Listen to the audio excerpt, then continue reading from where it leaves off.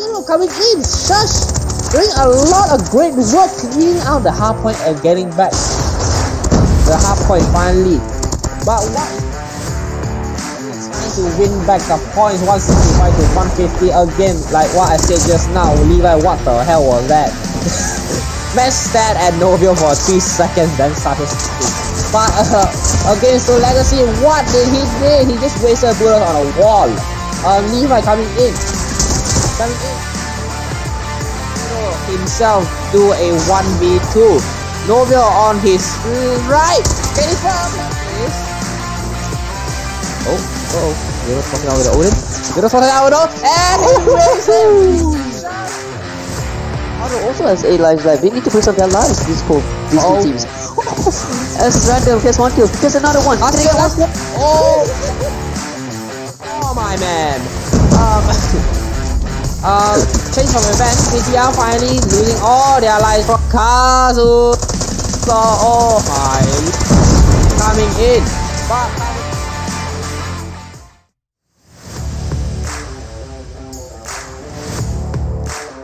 half point will router using gravity technology takes 2 down. Can you take another 1 down? No, you cannot. The player jumps over that wall at the precise moment. Hello? Oh, Milo uses this spot. He doesn't get only one. I don't think. I mean, oh, broken to 3. Oh, Himaka. Oh, does he get the other kill? Oh. Very, very slowly over into top. Spot out 1 player, goes in, can he get another one? No, he cannot. Slouch it, and he gets it. Kevin Hobbs, wall banging. Avery takes down 1. Avery with the double kill. Ooh, Avery. Oh, triple.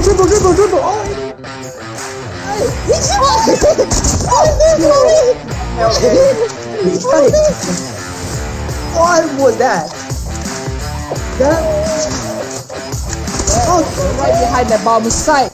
Can he spot him out? No, he cannot. Can only face to face with the sniper, and he takes him out with the jump shot.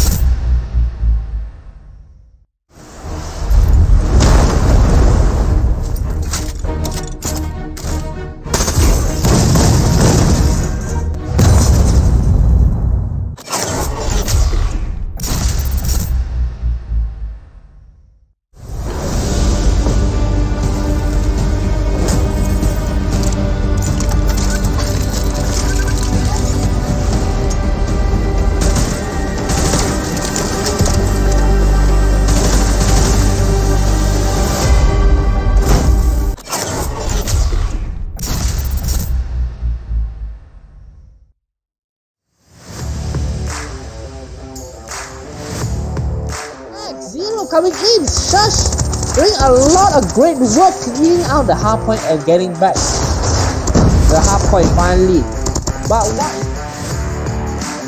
to win back the points 165 to 150 again, like what I said just now. Levi, what the hell was that? Match stat at Novio for 3 seconds, then started speaking. But against the Legacy, what did he do? He just wasted bullets on a wall. Levi coming in. Himself do a 1v2. Novio on his right. Can he find this?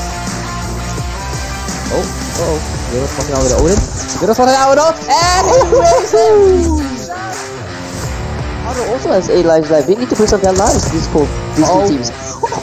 As random, here's one kill. Here's another one. Last one. Oh my man. Change of events. BTR finally losing all their lives from Kazu. Oh my. Coming in. But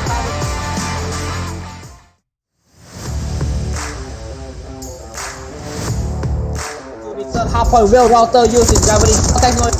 Takes 2 down, can you take another 1 down? No, you cannot. The player jumps over that wall at the precise moment. Hello? Oh, Milo uses this spot. He doesn't get only one. I don't think any. Oh! Broken too soon! Oh! Himaka! Oh, does he get the other kill? Very, very slowly over into top. Spot out one player, goes in, can he get another one? No, he cannot. Crouch it, and he gets it. Kevin Hobbs wall banging. Avery takes down one. Avery with the double kill. Ooh! Avery! Oh! Triple! Oh! He's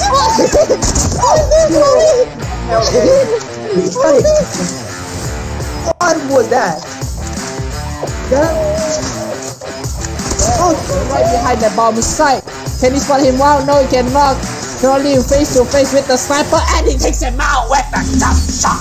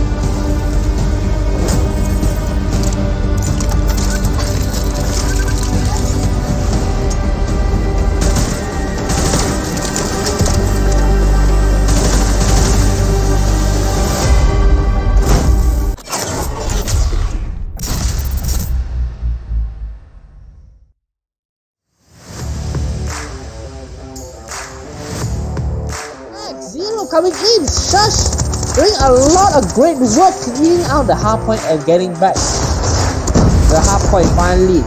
But what to win back the points 165 to 150 again, like what I said just now. Levi, what the hell was that? Max stared at Novio for 3 seconds, then started speaking. But against the Legacy, what did he do? He just wasted bullets on a wall. Levi coming in. Himself do a 1v2. Novio on his right. Can he stop this? Oh. You're spotting out with the Odin. You're spotting out with the Odin. And he wins it. Also has 8 lives left. They need to preserve their lives, these two teams. As random, here's one kill. Here's another one. Oh my man. Change from event. BTR finally losing all their lives for Kazu. So, oh my. Coming in. But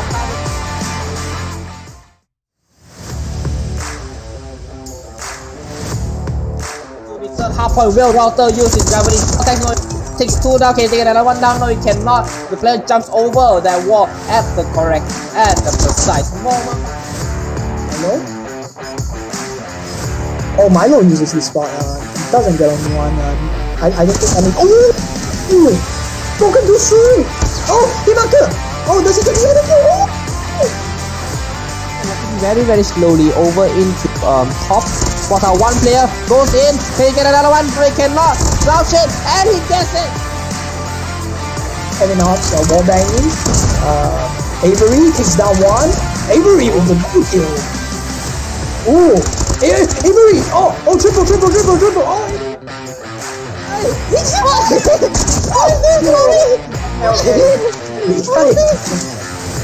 Oh, what was that? Right behind the bomb site. Can he spot him out? No, he cannot. Can only face to face with the sniper, and he takes him out with the jump shot.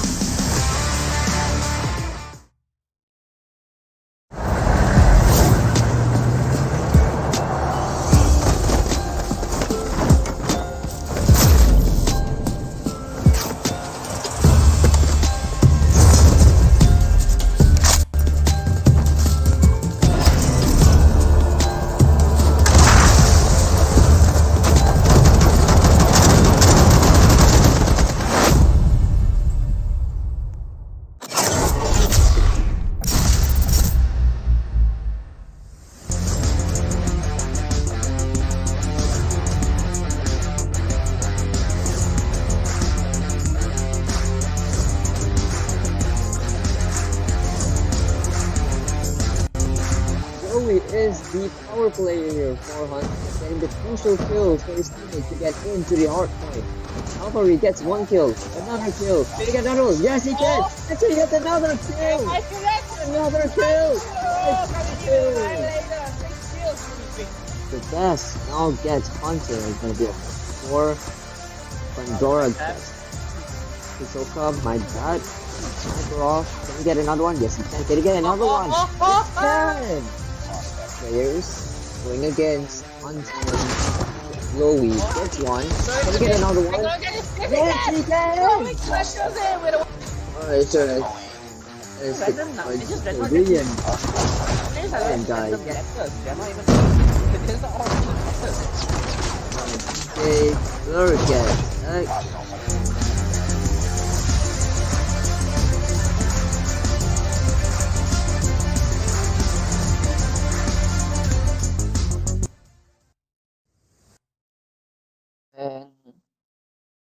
Welcome back to Warfare of Champion Group Stage Day 3. I'm your caster today alongside with the one and only the Norse. Hello, the Norse. Hello, Ascend. Alright, once again, ladies and gentlemen, repeating what Ascend has said, welcome back to WOC Day 3. Now today, I think you and I both are really very excited to see what kind of plays we'll be seeing today. Yeah. Now, Ascend, what is the team, what is your favorite team so far throughout WOC? For me, it's the side of Milo Esports, and I know some of the players in Milo Esports, especially Avery and Router. They're one of the people that I play call them with like on a regular basis.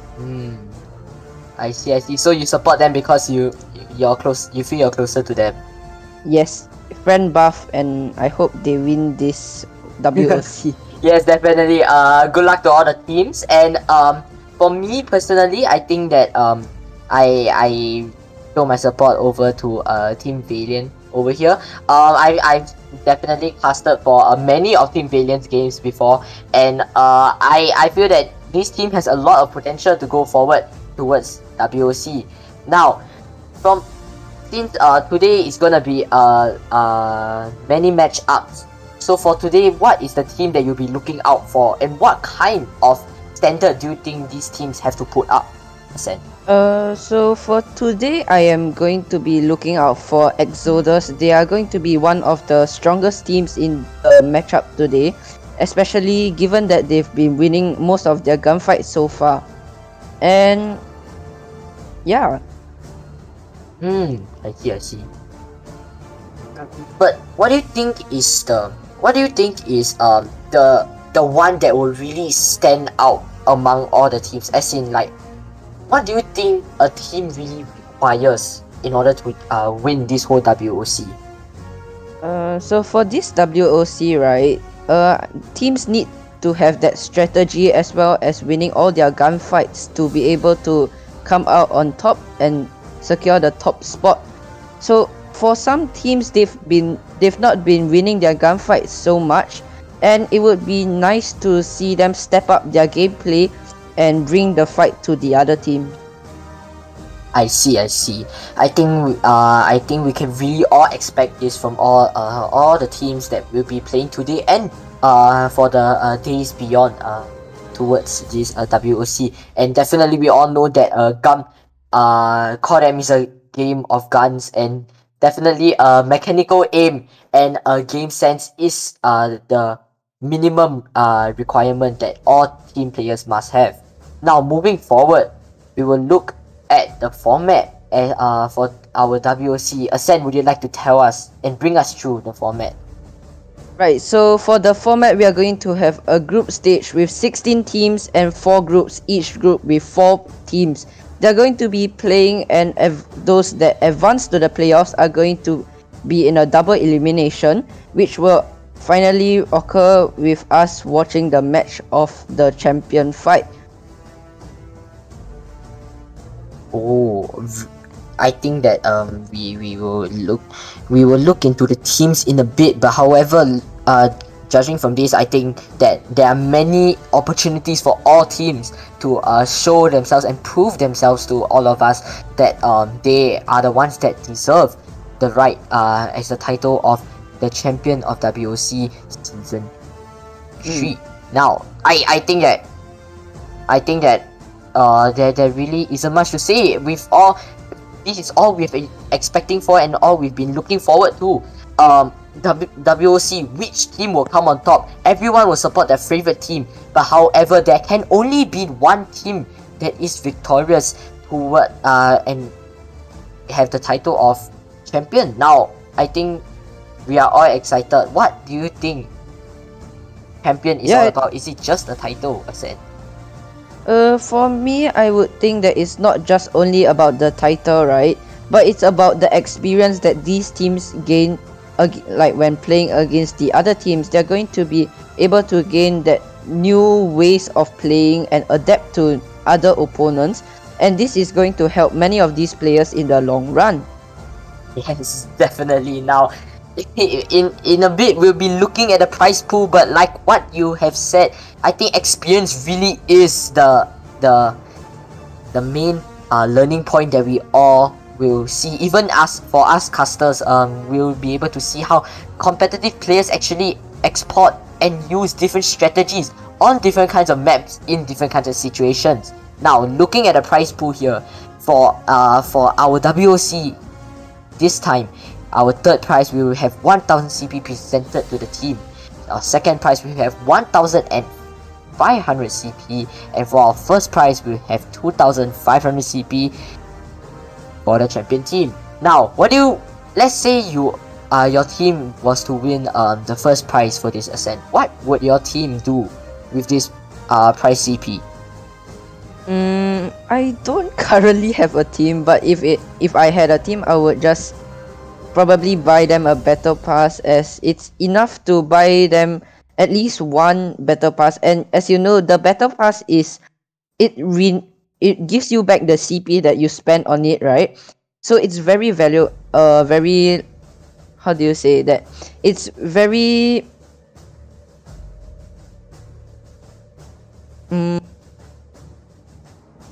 Very Okay, sorry. valuable, do you feel? Yeah, and it's like in the BP, the skins they have are pretty good as well, and it's like some of them are even pay to win. So just by using that BP, right, and they get some of these skins, which may also help them in the future matches if they are going to use that gun skin. I see. So I think none of us don't like CP. Now, before looking over into the teams, I think that the best way we can all show support for the teams, for our favorite teams that will be playing today, I think is the best way is to show your support in our YouTube stream chat. Now, if you are watching this already, you are definitely already in our YouTube stream. However, do show your support for your favorite team in the chat by giving them words of encouragement, as this greatly boosts their confidence. Yeah, show your support and maybe put some hashtags with your team name after it, and I think that might help them with that confidence boost. They may or may not win that matchup. We'll see. Yes, definitely, we will see. Now, Ascend will be taking us through the teams, however, but before I pass it over to Ascend, looking at all of these teams here, we have 1, 2, 3, 4, 5. We have 16 teams in total, with many of us familiar teams that we have seen before, and also some new ones. Now, Ascend has already stated out that he likes Milo Esports, and I've already stated out as well that I'm supporting Team Valiant right here. However, we do need to know what are the other teams that are participating in our Warfare of Champion this time. Ascend, take it away. Right, so we have Big Mac, Team Valiant, CKG Legacy, Average ND, XC Ascent, XV Legion, Team Akato, AEIPATHY, RS1 IGNIS, GG Uprising, Exodus, SHUSHHH, Team Beetroot, Radiant XY, VTL, and Milo Esports with that cute little turtle. Yes, definitely, that is a great work of art. I have to admit that all of these team logos are really cool. But yeah, I think that we are all very excited to see. Other than Milo Esports, however, Ascend, what is the next team you hope that will be able to win the title of champion? Just looking at the profile pictures of all these teams, I would want AEIPATHY to win, cause look at their icon. It's 5 people, and it looks so cute, doesn't it? Yes, definitely it does. Right, Big Mac it looks like they've put a hamburger with the words Big Mac on it, and that's going to be interesting, as that's Imagine on the champion team sign, the team logo, there is just a Big Mac there. that's going That to would be be hilarious. Yep, that's a big win in my opinion. I think everyone's going to go to Yes, definitely. McDonald's. But before we look into the groups, in a bit, I just feel that other than Team Valiant, I'm actually looking out for I'm looking out for GG Uprising right here. I think that I've seen some of their players, and I've actually met them in my own personal rank matches before I actually stopped playing COD M, and I think that their players have a lot of potential. Their mechanical aim is great, their game sense is there, but they have to find a way to be able to break through the strategies that the other teams pose against them. I think that this is one point that this is one thing that all the teams have to take note of, is that different strategies will be exported differently by different teams. Everyone is unique in their own way, and that no team should be underestimated, indeed.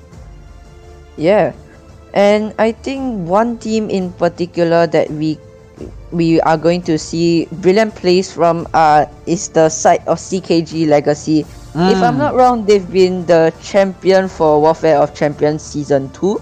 And we've always seen them take dominant matches against other teams. Especially when Clay House steps up. He's like one of the star players of the team. When he performs great, the rest also performs great. He's like that glue guy that makes everyone perform. Yes, definitely. In other games, I think what you said, glue. I think that is a really important role that every team really needs one player to be. In other FPS games such as Valorant, we actually call them a battery, as they really charge up the positivity and the energy that the whole team really needs to perform throughout the whole match. Now, looking over at our first group, we have Group A. Now, Group A consists of CKG Legacy, Team Beetroot, RS1 IGNIS, and AEIPATHY. Now, I think that all of these teams are very, very strong. Definitely, definitely to say the least, they are all very, very good at the game. Now, all of these teams are pit against each other. Ascend, what do you think is the team that stands out to you among the four right here? In Group A, the powerhouse is going to be CKG Legacy. So that is going to be the kings of the hill that the rest of the teams are going to have to take on. And if the rest of the teams, if they do win, that's going to be an absolute upset. And I'm going to be hoping to see more plays that can overthrow the side of CKG Legacy. I see. I think I definitely agree with you on the fact that right here for Group A, the powerhouse is definitely CKG Legacy. Yeah, I think that CKG Legacy has definitely proven themselves together with their mechanical skill and their achievements, that they have what it takes to be champion of WOC once again. Now, looking over at Group B right now, definitely Group B, we have four different teams. Sam, would you like to take us for this one? Yeah, sure. In Group B, we are going to be seeing Exodus, Average ND, Big Mac, as well as GG Uprising. Now, Exodus and GG Uprising, as we've mentioned, they are going to have that mechanical aim and as well as those strategical plays, right? So, we are going to be, if the two of these teams come together and have a match, we are going to be able to see which team is more dominant in the sense of mechanical plays or strategical plays. I see. Definitely, I think it's really interesting to see it from it's really interesting to definitely see it from their point of view. And I think you are absolutely right. You are not wrong at all. In fact, I think that the teams really have to be able to export their mechanical skill and their strategic plans correctly at the correct time to be to bring out the full potential of the whole team. Now, looking forward at Group C, we have Milo Esports, we have SHUSHHH, we have Team Akato, and we have RTDXY. Now, these teams, I have actually not seen the gameplay of these four teams, not yet at least. Ascend, would you like to bring me through what makes these four teams very unique in their own way? Right, so for Milo Esports, they are unique in the sense that they have a cute turtle as their logo. And if I'm not wrong, it was designed by Avery and Velocity. And recently they took a victory against the side of Radiant XY, but it was a very close match. And if I'm not wrong, it was 250 to 220 at hardpoint. And yeah, it's very close. And we saw Radiant XY, they always had the lead, but Milo Esports, they managed to catch up with them at the very last second. And so Milo Esports, they may not be able to win most of their gunfights, but they are able to rotate early, especially in hardpoint, and they're able to break that hill very quickly.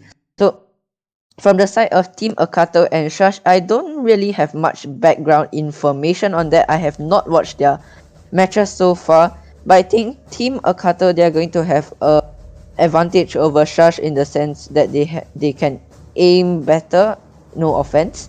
as well as the coordination from the side of Team Akato. I think it's been there, and yeah. Definitely. I think we will find out soon when the games begin. Yes, definitely. And now we're looking at Group D. We have would you like to bring us through again? Right, so for Group D, we have XC, Ascend, VTL, Team Valiant, and XV Legion. These 4 teams, right, they are, if I'm not wrong, Scream said it as the group of confusion, as we have XC, Ascend, and XV Legion. Right now, that is going to be a pretty big headache if you are going to mix them up, and if you look at one letter wrongly, you are just not going to be able to know which team they are on. As well as VTL and Team Valiant, if I'm not wrong, Team Valiant, they have the in-game tag is going to be VLT, which is just VTL but rearranged. And yeah, it's going to be pretty confusing, but I hope we can keep up. Yes, definitely. I think that will really put our skills to the test, won't it? Yeah, it will. And I think we shall be looking at the schedule for today very soon. But right now, right, XV for these teams in Group D, XV Legion, they are a bunch of rank warriors, if you ask me, right, as I've been seeing them posting on Instagram many of their clips and highlights from rank. And in rank, their gunfights are going to be very well, as they usually get like high kill sprees. But right now we are going to have a look at the schedule for today. And first match of the day, we are going to have Exodus versus Average ND, RS1 IGNIS and versus Team Beetroot, followed up by VTL versus XC Ascent, and we have Milo Esports and SHUSHHH rounding up the day. And Exodus versus GG Uprising will be played off stream, as well as Team Beetroot versus AEIPATHY. I was hoping to cast the Exodus versus GG Uprising match, but apparently it's off stream, because that would have been may and I think it will be a very exciting matchup for these two teams. That's right, definitely. I think even though the two matches are happening off stream, I think they all have a really great gameplay, all of them. And it really is a pity that we are not able to cast away these matches, but we do have 4 matches up for today. Now I think that you and I both are very excited for the first match right here, Exodus versus Average ND. Now we are going to look at the maps and modes for these two teams. Now, looking right now, it seems that the first map pick goes towards Average ND right here. It's Hardpoint, definitely. But I think that different teams will have different points of views towards different maps. And first off, banned map, Hacienda is banned right here. Why do you think this is the reason, Ascent? Right, so Hacienda, it's a relatively new map, right? And especially at the third hard point, the spawns are going to be very chaotic. As you can see, 2 players from the enemy team and 1 player, like for example, you have spawned up and there's going to be 2 players right behind you that just spawned, and it's very frustrating to be spawn killed by these spawns. And it's also very difficult to control the spawns at Hacienda. I think that there's a fair point. And Slums is banned actually. Right. You know what this means, Ascent? This means that all the other maps are in the pool. Right, so now these 2 maps that have been taken out, there's going to be one other map in the map pool that can really make these teams struggle a bit, especially when it comes to controlling the spawns, and that map is going to be Takeoff. But right now we see the Purifier getting taken out, the go-to operator for this season, as it's received a buff last season, and it's going to be too OP that most of the teams will and they should take it out. Definitely. I think we've all seen how the Purifier will utterly shred us into pieces and shred your whole team into pieces. Definitely. Purifier is a really strong weapon, and I think we can see why it is banned. Definitely. And now the second operator that gets banned really is the Sparrow. Yeah. The Sparrow. Recently, these teams they've been taking out either the Purifier, the Sparrow, or the Annihilator, and these are going to be one of the most commonly used operators in Codem. And Sparrow is going to be able to shoot the explosive arrows within like a split second. You can shoot 7 of it.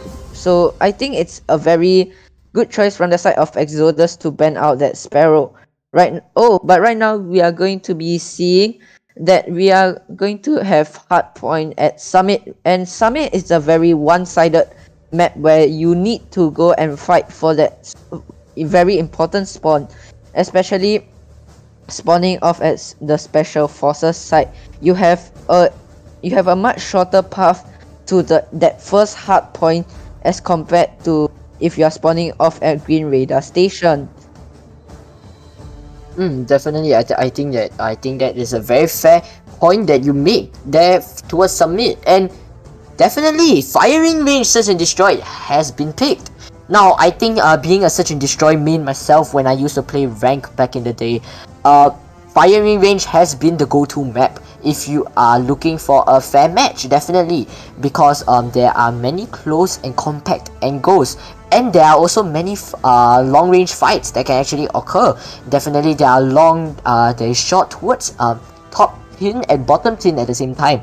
Now, and definitely the spawns for search and destroy, they vary based on what team you are on and what side you are on.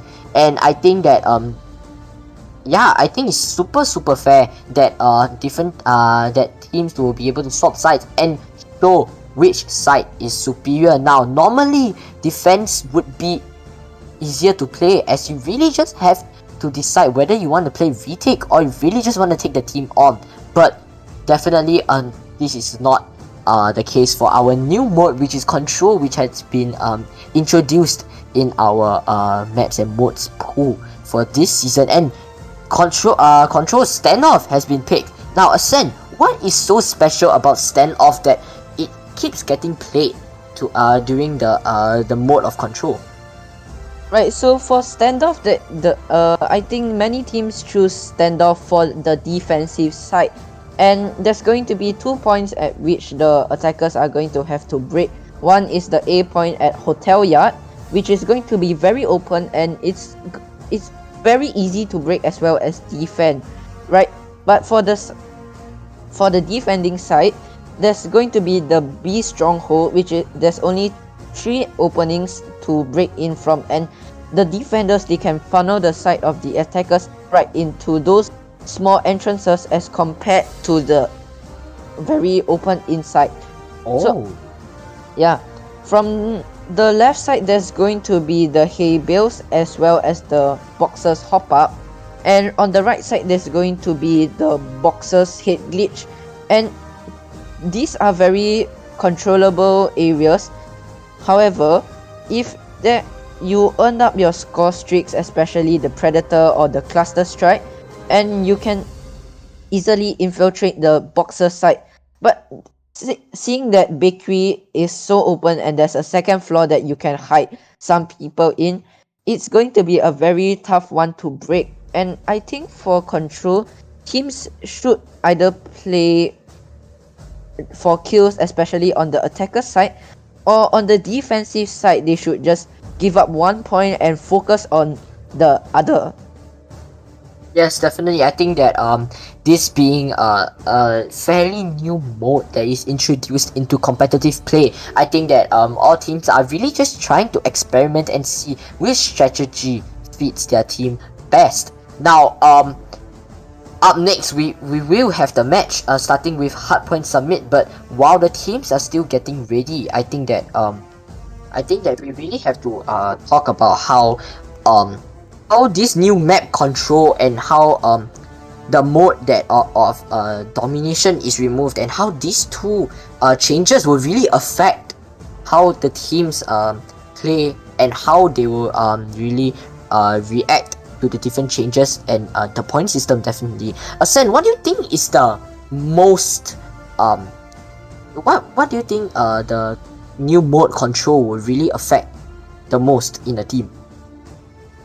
I think for control, you are going to be forced to win your gunfights more, as there's going to be a limited number of lives that you can use up, which is 30 for your entire team and 6 for yourself. So once you die and you are going to lose that 1 life for your team, and that's going to be very that's not going to be helpful to your side of the team when they are trying to capture the objective, or when they are trying to capture the objective and you die on the point, they are going to have a slower rate of capture on that point as compared to if you win your gunfights and your entire team manages to capture that point faster. So if you capture that point faster, you're going to have more time to go and attack the other point, especially for the attackers.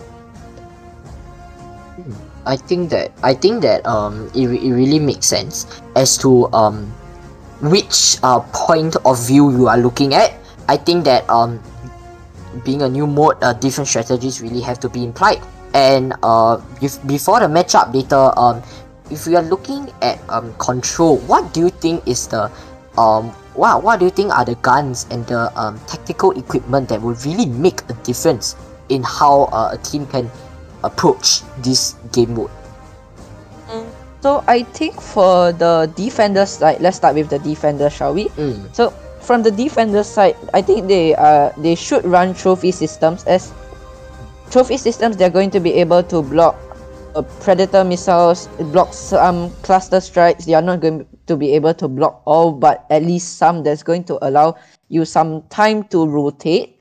And for the attacker side, they can run concussion grenades or flashbang grenades, right? So flashbang and concussion grenades, they're going to be able to stun and blind the enemy for a while, and that should give you the upper edge over your opponent in winning that gunfight. I think I completely agree with you on the part that these tactical equipments can really put a team in the advantageous side. But I think what really makes it a difference is like what you said, the trophy system. Definitely, if all ranked players know that if there is a trophy system, there is a high chance that if you want to throw a tactical utility, it might just blow up and completely cook in front of your face. Now, I think that this is a great way to prevent any sneaky techniques such as any form of grenades, sticky grenades. I think all of these can definitely in ranked play we have seen, and trophy system has proven to be useful. And yeah, I think it's really important that each team does know what they are doing, especially when placing these equipment down. For example, the trophy system cannot be in a spot whereby it's not able to stop the tactical equipment from coming through.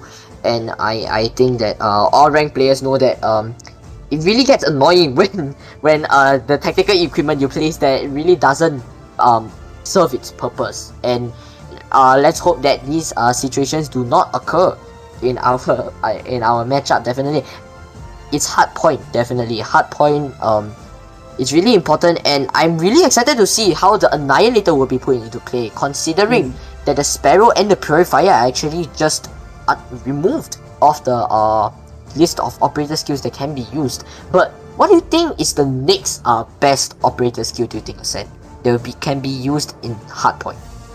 I think it would be either the Death Machine or the War Machine, depending on which one you prefer. So if you are very accurate, you can opt for that Death Machine with that 120 round. In the Death Machine, you can easily spray and just mow down the entire squad of your enemies. And especially if you, for control, right? If you're going to be defending and you have that Death Machine, you're going to be able to clear out the entire objective and yeah, it's a very huge bonus. But on the side of the war machine, right, it's going to have the 8 shots with explosive ammo, and the explosion radius, if you're not so accurate, it will kill even though it didn't hit. But there's a chance that you might get the hit marker. But on the death machine, its cons is that if you miss 2 or 3 shots, you are most certainly dead in this season's meta, especially with the Mac 10 and the CBR. For the time to kill, it's very fast, and you miss 1 shot, effectively you lose that death machine straight away. I think it's definitely correct. You're definitely not wrong. And yeah, you actually, in fact, sorry, that's an understatement. You are absolutely correct. These are some things that really each player needs to think about when selecting which operator skill that they will have to pick and use, and definitely using them will be really important as well. But I'm afraid that given that this season's meta is really just the Mac 10 and the CBR4 mostly for the weapons they are picked, I think that I'm very worried that the Annihilator may not be enough to kill the players that are holding these weapons, as the mobility boost that these weapons provide are really they're really important as to and they really determine whether you will be alive from the Annihilator shot or not. Yeah. I think that we have all used the Annihilator before, and the amazingly big hitbox that on the enemy player, I think that it is a killer. Definitely, that is what makes the Annihilator so very special, and the high penetration that it has allows no such thing as a hit marker unless it is through a collateral shot. Definitely, Right. and So yeah. for the Annihilator, you can get that 1 shot 1 kill, and the only time you're going to get a hit marker is perhaps when your opponent uses a gravity spike or kinetic armor. And the Annihilator, it has 6 shots, but the time that it has to shoot that 6 shots is not a lot.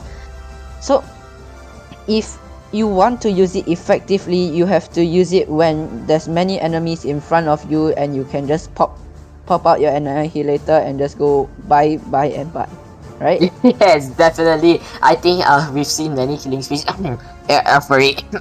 But yeah, we've seen many kills, especially there was a previous highlight where a player actually got 5 kills in a row with the Annihilator by just holding a simple angle, and with that advantage on the hitbox. I think that that's what really makes the Annihilator stand out from all the other operator skills. However, do you think the Annihilator will be banned in future matches, Asen? I think the teams might choose to ban Sparrow and the Purifier as normal, and the Purifier is going to be more broken than the Annihilator. You can spam that thing for like half a minute straight, and you're going to be able to take out enemies like within a split second.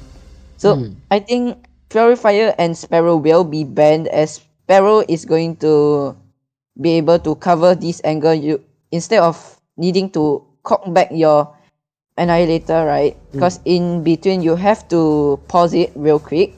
So the Sparrow, you can just spam as many shots as you want, and I think that's the main reason why these teams will continue to ban out the Purifier and the Sparrow.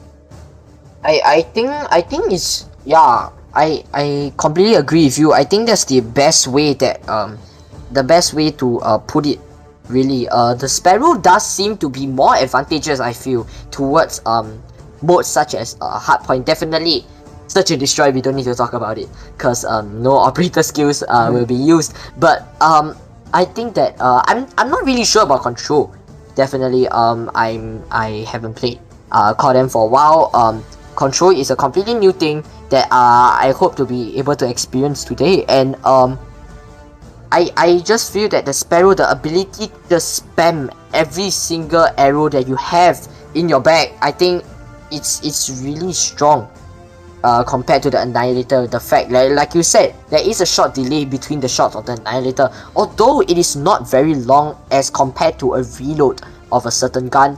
I think that this really the time frame between each shot is the time where Annihilator player really has to be able to step up their game, be able to move, if possible, try to use as much shadow movement as you can to just move around, dodge as many enemy shots as you can, in order for your gun to be able to shoot the next time.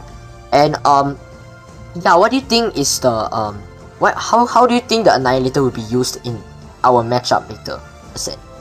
I think it's going to be mostly from power positions. They're going to be able to spray down, and at Summit especially, right, you're going to be having the catwalks and that second floor, which can be of use to the Annihilator, as you can just hit glitch over there and just take your enemies out one by one. I think that's how it is. I hope to be able to see some good and incredible Annihilator plays, and I really hope to see other operator skills be put to use as well. I think that like you said, the death machine is something that we can look out for, definitely, and these operator skills really put and have a lot of potential. It just really depends on what kind of situation it's being used and who is using it. And yeah, I'm super excited for the matchups that we have. Not just this matchup, but the matchups that we have all night long, ladies and gentlemen. Do be sure to show your support to your favorite teams in the YouTube chat. If you're watching this, you're already in our YouTube channel. Just be sure to turn on chat, and you can show some support for your favorite team, as it really will boost and show them some encouragement. Definitely, I think that yeah, Ascend, you are very excited, aren't you, for the for the next match? Definitely. Yeah, it's going to be a very interesting match, given that it's at Summit, where it's very cold, and we are going to be seeing if the players are going to be as cold-hearted as their environment. Yes, definitely. Summit does seem to be a very, very cool place, and yeah, I think that it makes sense that no mercy should be shown to your enemies. Definitely, I think that all players should give it their all, and show us what kind of potential they have and what they can do. Definitely, Ascend, you are an active CODM player, aren't you? I am pretty active, yeah. I do rank usually, and just now I had a little playing session. Oh, definitely. I was just wondering, what kind of rank modes do you play? I usually do hardpoint or domination, and I don't think control's been added to rank yet. But once that does, I think I will try it out. But in rank, where I usually solo queue, I don't think I can trust my teammates. In CODM, you can never trust your teammate to cover your back, right? Yes, definitely. So in control, where it's so based on gunfights and positioning, if your teammate just leaks your position, and that's it. So yes, definitely. I think I think that's it. For me, go-to is going to be the sticking to hardpoint real quick. I think I agree with you. Hardpoint does seem to be the pick that is the most picked mode. However, apologies for the delay on the matchup. We'll go into the game very, very soon, and we will see how this will go. Ascend, take it away. Right, as we are going to be hopping into Hardpoint Summit, and we're going to see the side of Average ND. They're going to be spawning on the back side, and I think the priority right now is going to be for them to go and flip the spawn as we hop on with Torment, but Klong is going to be able to get that first blood, and we see the side of Exodus just winning all their gunfights. And right now the score is 12-0, and we are going to see if the side of Average ND can they flip the spawns. But right now the spawns are going to be given to the side of Average ND, and we see Psyche with that double kill. That CBR Diamond cosmetic looks very nice, doesn't it? Yes, definitely. I think all diamond camos look nice, and even better when they are paired up with a skin. Now looking over here, Torment not really getting the positioning of the sliding straight. Now I think that points are going all the way to the side of Exodus right now. I think barely any points towards the side of ND. I think they really have to step up right here. Ascend, what do you think is the best way to play around this right now? Being as Exodus, the defense is there, and they are definitely not letting anyone through. Right, so I think for the side of average ND, they need to go and flip that spawn for that green radar station spawn.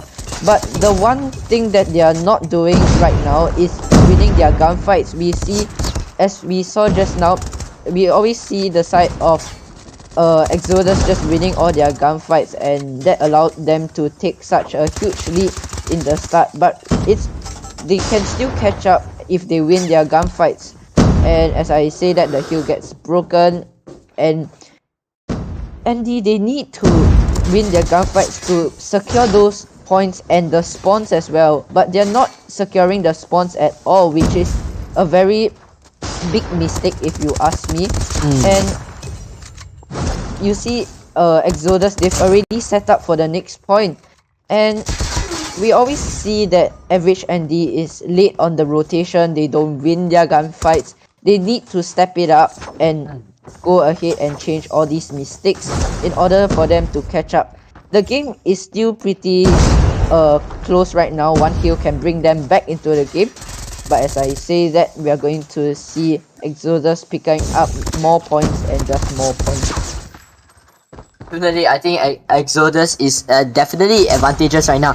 Looking at their positioning, Paikia with that 5 kill streak, that is amazing considering these are top players. Now we're looking at Rifty here, trying to position himself with the CBR4. However, gets picked off from behind. Exodus doing work. Definitely, kills are going. Everyone's dropping, and these players are dropping left, right, center, dropping down like flies, as they say. Now Annihilator comes out. Two Annihilators are out actually. The util is out, everything is out. They're finding their positions to hold. I think this is yeah, I think ND really has to step up the game right here. As we're looking at the positioning of Exodus, it's way better. Amazing angles being held right there by No Way as well. Amazing kill. Oh, that's his second kill. That's a jump kill as well. I think this is great gameplay right here. Great tactics going out from Exodus right here. They are annihilating everyone using the Annihilator and their own weapons as well. I think wow, I am impressed. I have nothing to say really. Average ND really has to find a way to break through this incredible fortress of defense right here. Sky with the second with the double kill. That is an amazing double kill right there as well. All the SMGs, all the weapons are coming out. KRMs. There's a triple kill right there with the KRM as well. Mac 10's going out, but are they able to break through this circle of defense? No, they cannot. They are not hitting their thing right. Their shots. The shots are not going off. Ascend. What do you think they? What do you think they have to do right here to be able to try to come back from this game? I don't know what Versailles is doing right now, but I've said this just now, and they need to win their gunfight once again. They are not winning their gunfights. They are not winning that spawn over, and you see the lead is almost 140 point lead right now. And you see Kelong, they are going to have a cluster strike available. Sky is also going to have another cluster strike available, right?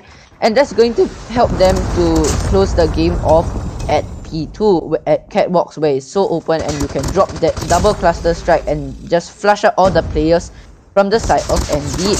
And ND, as they are not winning these gunfights, they are also not going to be able to get score streaks, which are so essential, especially when it comes into the late game. Why is Versailles sniping with quick fix? And I think quick fix is banned. So but he didn't get a kill, so it's probably okay.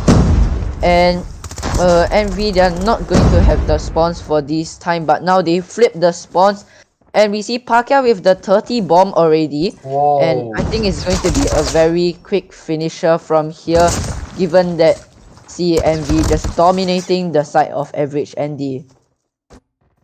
I think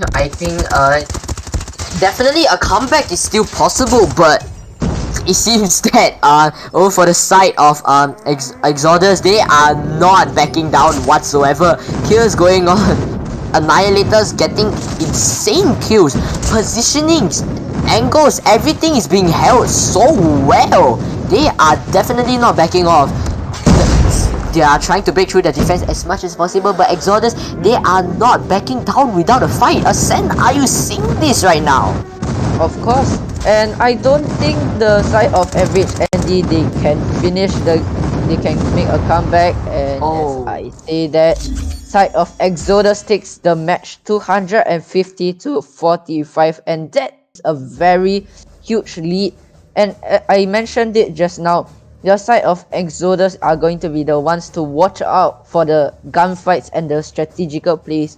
And in this matchup, we saw average and D most of them just not winning their gunfights. We see the Annihilator being brought out to effect, and I think the side of average and D, they need to work on their gunfights if they want to win this WOC title.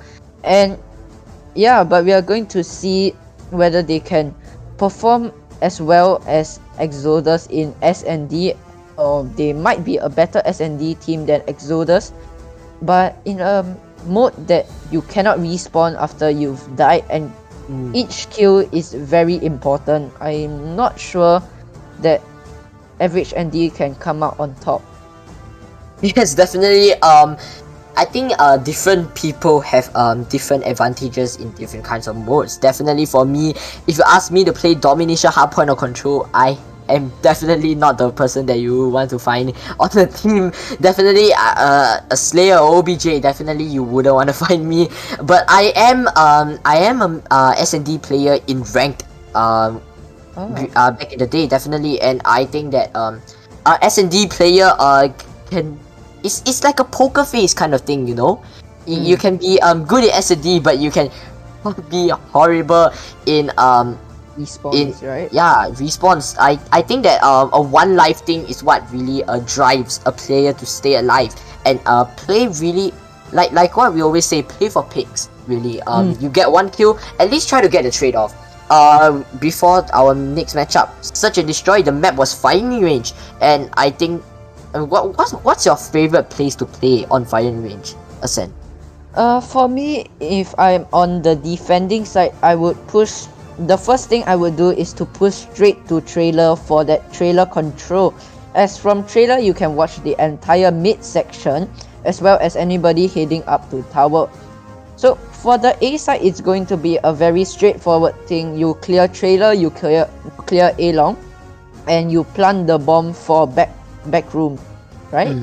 So as long as you're going to have that sniper that is going to be able to engage in that long range distance combat, it's basically a easy win for that round if you have the bomb planted correctly.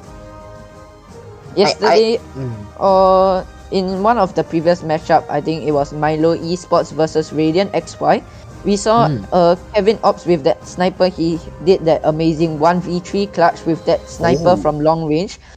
And all you need to do in SND, especially when you have the bomb planted, is to play time and just try and bait your opponent into defusing the bomb or coming out of cover, and you just kill them, and it's that simple. But if you don't win your first gunfights, I don't think you are able to plant the bomb or possibly do anything against like your opponents. Yeah, I think that's a good point to put. I think I actually didn't think of the way to win S&D from that point of view. I didn't think about where the bomb had to be planted in order to make it more advantageous for a team or not. But I personally play other FPS games such as Valorant, and I think that in Valorant this is one thing that all players will have to take note of. And looking back at the maps and modes right here, it's average ND versus Exodus 0 to 1. Now Exodus is in the lead, huge lead really. I think the game in Summit, and to say the least, I think average ND really they have to step up the game, because man, they everything was out of position. The players were out of positioning. They were all dropping off like flies, really, don't you think, Asen? Yeah, they just dropped one by one, and I think we're going to be hopping on into search and destroy firing range, and we see average ND on the defending side, and here we go. We are going to hop on with Torment. He's going to be rocking that prize fighter and CBR combo, which I think is a very good strategy to use. Oh, he gets concussed. Do they check and take him out? But oh, it's upon a 3v3 right now. No way with the kilo as well as the blue screen. I think that's No Way's favorite DLQ skin, because he's been rocking that so far in the past few matches. And now I think Exodus going to be able to plant the bomb. Psyche takes down Rifty, and it's a 2v2 as Kais takes down No Way. And Kai's gonna spot one more player. He's going to win that gunfight. But Sky with the double, he's going to be able to clutch that round for his team. And I think the side of Exodus, they may be a little bit overconfident in my opinion. As you see, they just straight up rushed into A-long, and they seem to lose some of their gunfights. Maybe they do know they're mechanically superior. Sky takes down UX with the DLQ. That's a very nice skin, isn't it? Yes, definitely. I think that skin looks phenomenal actually. I haven't seen the latest skins in CODM, but definitely these skins I think skins are really a confidence booster. And as I was saying that a player gets picked off, Torment doesn't realize he's getting shot from trailer right there. What is going on? Torment is still somehow alive after taking one player down. He spots another player. Can he get the second player? No! The sprays are not going through. The slide goes through. But K-Long is there to secure the kill. So bringing the score to 0-2. Yeah. I think right here, average NT really has to step out of the game. Definitely, as on defense, really you would want to try to play VTIC as a team, especially if you are playing a site such as A. I think wait, the bomb hasn't been picked up. I mean, the bomb was picked up late. Definitely, will this really affect how Exodus will be playing this? As I think their original plan was to execute through trailer, but I think one of them realized that the bomb wasn't picked up. Right now, they're going for a very slow push so far. We see Sky takes down Torment with that legendary grenade. And as in the first matchup, we had Pakia with the shotgun, and he's been consistently top fragging for the side of Exodus. Now, Exodus going to decide to plant the bomb at the A side. He's going to be able to pick up that CBR. Now, you have a shotgun and a CBR. One for long range and one for close range. And as I say that, Pakia takes down Kais, but the two players from the side of Exodus get traded out. And it's a 3v1 situation right now. And Peachy going to get pinched by No Way. And now all of them know they're dead. No hits there. No Way gets Peachy in the end. And Exodus, they win their gunfights. They win the round. It's the same old story as Hardpoint. They are not winning their gunfights just enough. Definitely, I think definitely in mode such as S&D where you cannot respawn, gunfights is something you cannot afford to lose. Right here, No Way gets the kill through Peachy. Even though Peachy tried to do a jump shot, that is an amazing kill over for the side of No Way. That is really advantageous, but Torment definitely gets the trade for his team right here. Now with the CBR4, he's going to walk up through the first level of cupboard. Now, but sliding through windows and positioning, realizes he's getting pinched by multiple players, gets one kill but cannot secure the other one as Pakia gets the trade with 5 frags right now, during round 4, I think that is amazing right here. The bomb is at A. Rifty tries to go through, but Sky is there to secure the kill, making sure no angle is left unseen. The score goes to 0-4. I think that round, right, No Way was a little bit cheeky as he he got 1 kill and then he just pushed straight up in mid to try and get another kill, but he got traded out.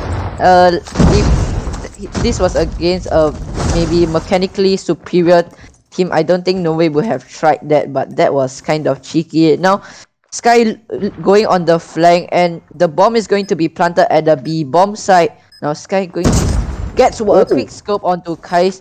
And now 5v2 situation. Will this be a 5v0 for this round? And now 3 players going to push up onto Rifty. I mean, come on. If you have 1 person left, right? Like 2 people left, just stick together and you just left them on your own and now it's a 1v5. It could have been a 2v4, but No Way just winning that gunfight. And we see 5-0. Are we going to be able to see a 7-0 from the side of Exodus? But now this is the last round for Exodus to be able to control that pace on the attacker side. Definitely. Don't you think No Way is just fragging out insanely right here? Yeah, No Way with that sniper, he's being cracked right now. He's just going out and terrorizing the side of Average and D. Oh, No Way up in trailer, up in top tower, and he's going to be able to spot out Peachy. And I think he's going on the flank. Now he swapped to a CBR. I think he wants to go for that kill. And Rifty, can you get the double? But Spike takes down Rifty with the boxing gloves. He's going to be Manny Pacquiao Jr. And he's going to get another one, but gets taken out.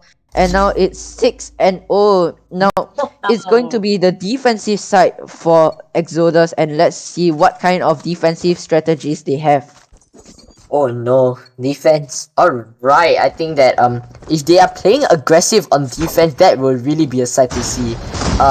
Looking here, our favorite shotgunner of this match, ladies and gentlemen, he is up close to cardboard. Spots 1 player. His team is there to take it out.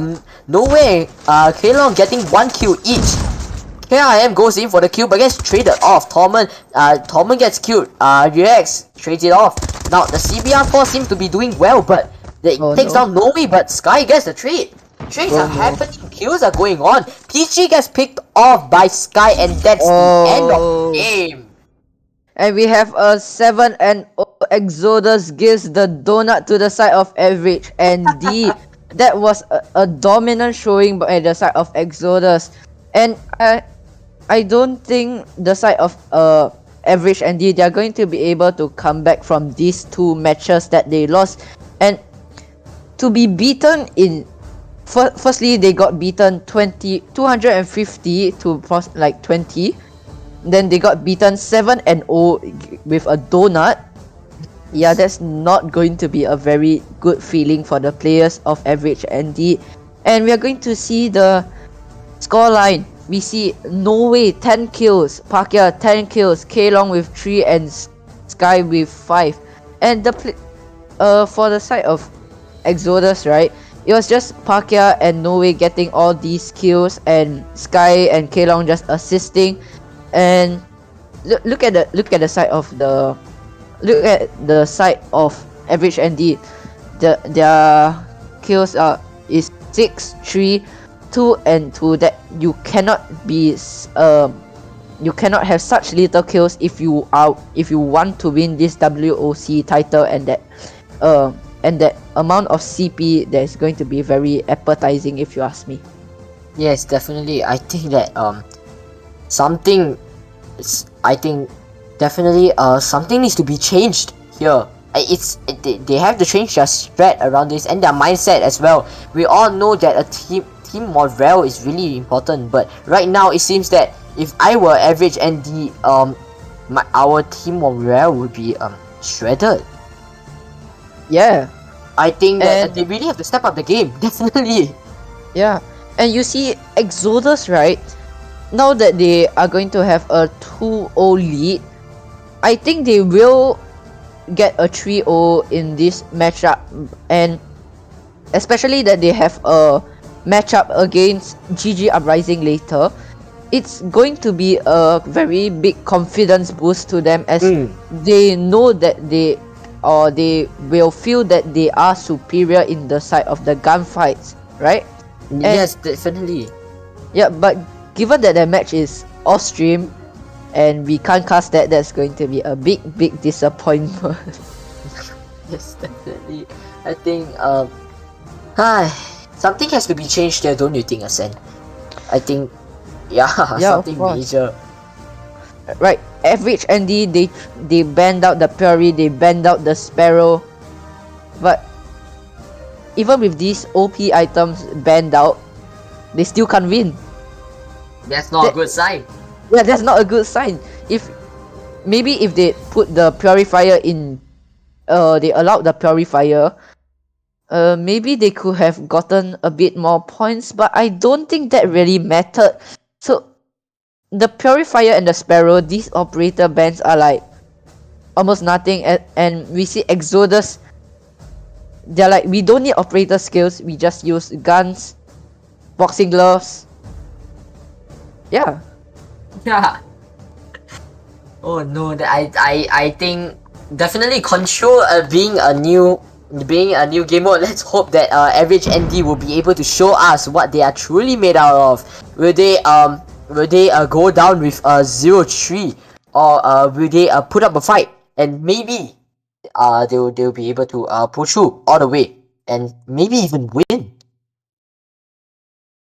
Yeah, and we are going to hop on into Control at standoff, and we are going to see. Oh, okay, never mind. We have not started. My bad. We see the side of Envy just hippity-hoppeting around while waiting for warming up. Yeah, they're just. I think they've warmed up enough to the side of Exodus, and I don't think they're warming up right now. They are just preparing to dominate and destroy the side of average ND. But we see one. Oh, no, it's a 3v5 while we are waiting for the two players from the side of average ND to connect, but I don't know. Maybe there is some technical issue. Yeah, if there's a technical issue, that gives us more time to bring the gameplay and what we've observed to you, the very good audience. And now it's a 3v5. We are going to be starting with a 3v5. If this was a 3v5 with 3 Exodus players, I think that would still be okay. But right now, they're seems leaving. that they are restarting the match. Yep, and we are going to reset this match, and hello once again. Okay, I think that I think you and I were both overly excited for that match. I think I really don't know what to say. I'm just super hyped up and really excited to see how these players will be able to bring this game to the next level. And judging from average ND, they really had to step up their game. Right here, as we have seen from the first two game modes, Exodus is not showing any mercy whatsoever. They are not holding back. Definitely, Norway is not, Sky is not, the whole team is not. I think average ND, if they are holding back right now, they definitely shouldn't. Yo, and I think we're going to be hopping back into the restart of this match. And we are going to be hopping on with the side of average ND. And average ND, they're going to be on the attacker side, and which is not going to be good. In Control, you want to be starting on the defender side, and that is going to help you get the first round at least, right? After that, you rotate. So I think Exodus, they are going to be going for the kills instead of the objective, and because they apparently are mechanically superior. So I want to see the side of average ND at least take one match back from this matchup, and we are going to see whether this will happen. and two players get taken down by the 4 players down for the side of Exodus, and that's going to be an early hit start for the side of Average and D. And Exodus, they're going to be trying to hop on the A point, but it's going to get contested by No Way. And now a 3-man stack coming into Hotel Yard by the side of Average and D, but there's K-Long on top. Pakia's there as well, but right now we are going to see 26 lives to 17. What a turnaround. Average and D are suddenly ahead in their gunfights. They're going to be able to secure A, and I think Exodus, they're just going to give up the A point and focus on that B point. And that's a very good move. But Kai's with the backstab, he's going to be able to get 2. Can he get the triple? But Ripley steals that kill. And now it's a B push. And it's 23 to 10. What happened to the side of Exodus? They were winning all their gunfights just now, but it's not happening right now. Oh no! Oh no! 22 to 5 lives, 22 to 4 lives. Ripley brings out the threat, and that is going to be absolute turn around. Sky brings out the R90. Haven't seen that in a while. 18 to 2. I think this is GG for the side of Average and D. But wait, it hasn't ended yet. Yeah, they have to cap the full flag, and as long as there's contest, Sky bringing out the boxing gloves is able to get one. But he gets taken out. And look at the kills. It's 16 people, 16 lives less for the side of Average and D as compared to the side of Exodus. They just, I don't know what's going on in their mind. Maybe they were overconfident, I'm not sure. But right now we are going to hop on with Torment, and he's going to try and push for defend the A points. Side gonna get Side takes down 2 with the grenade. What a god nade was that. And now Exodus, they're defending pretty well, and Pakia going to use that shotgun again. He's gonna get a hunter. He's gonna miss half his shots, but Sky's there for the trade. And Sky with the triple kill with the R90, and now 26 to 21. Now the side of Exodus, they are having the edge in the gunfight, isn't it? Yeah, definitely. I think right here, the gun, they have woken up. They lost the first round, and they were like, no more. That definitely they overestimated themselves. They overextended. They are now playing for real, and Annihilators are coming out. Players over for the side of Average and D are dropping off like flies. Now, although Torment is getting a few kills to try to break the kill streak that Exodus has on Average and D right now, but so much is happening right here that even the players have no idea what's going on. 21 to 2 lives, 19 to 2 lives. The points have been captured. Yeah, I almost thought they somehow managed to come back, but no. Exodus getting one point, bringing the score to 1-1. Yeah, Exodus, they went for the kills in this round as a distraction, and they went and captured the objective instead. And I don't think the side of Average and D was expecting that. Now we see a 3-man push for A once again. They're going to try and take that point back from the side of Exodus, and Rifty going to be at tank, which is a good power position to hold on, but gets taken down by Pakia with that shotgun. And the scoreline is still pretty even so far, and Sky has a cluster. No, why did Sky bring out the cluster so early? No, the cluster should have been used as a defensive measure and now Average and D, they're now down in lives, and they haven't gotten A yet. And I think the cluster should have been brought out at at boxes where there was such an open area. But I think Exodus, they're going to prove me wrong once again with the mechanical supremacy. Sky with the R9's Master of Snakes. It's an interesting skin, and the iron sight looks very clean as well. Now Average and D, they're going to try and push for the point, and they have to get this A flag right now, or it's going to be game over. And you need at least 1 minute to properly secure that point.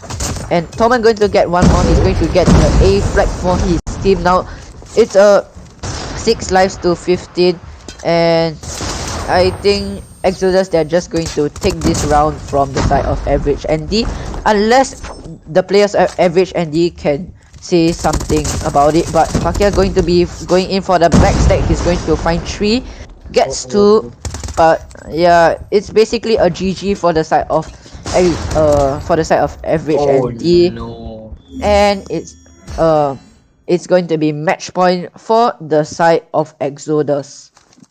I think that Average ND has already proven to us in the first round that they are not gonna give in to a flawless gameplay right here. But however, Exodus is not holding back either. Definitely, Sky going in gets 2 kills with the nade, clearing the entire objective for his team right here. No way going in with the straight, but not quite there as Torment gets a double kill, triple kill with the KRM right now. He goes in, spots multiple players, does not manage to secure the kill and land his shots at the same time. The scores are pretty close, and over for the side of Exodus, their utility are coming out. Definitely, Annihilators are coming out, score streaks are coming out. No way right here, roaming around bottom house, just trying to see if there are any players they can pick off. But right now, it seems to be shotgun supremacy for both teams right here. Shotguns are coming out left, right, center, together with Annihilators covering that long range. Now, No Way managing to get some kills, but he keeps getting traded off over for the side of Average ND, and Average ND seems to be holding on, but not quite there at the same time, as the lives are going down and they are depleting. Somehow Average ND has to find a way to break through this circle of defense that Exodus has around them. But it just seems to be very difficult with the shotguns, don't you think? Yeah, Exodus, they just love their shotguns very much, and you see Pakia and Sky, they are going to keep rocking that shotgun, and it's, I think, the side of Average and D, they are going to be down to their last few lives. It's going to be a last resort push right now, and yeah, the side of Exodus, they just want to end things quickly. Sky with the triple. Yeah, that pred was huge. Definitely, that pred was amazing. If I'm pretty sure that was 5 kills to his name right there for that instance. Yeah, he just dropped like a nuke on there, but a mini one. Yes, definitely. Makeshift nuke. Yes. And we saw Exodus, they just, you see Sky, he's going to be the star player for the side of Exodus. So Sky, we saw just now, he had 2 double kills with that grenades that he threw, and that was like the opener for initiation 2 of the round. Yeah, and we always saw the side of Exodus just playing things perfectly. About Average ND, they just scrambling just to get those points, and they're always getting taken down. But that one round that they managed to take back against the side of Exodus, that was very, that was a good play from the side of Average ND.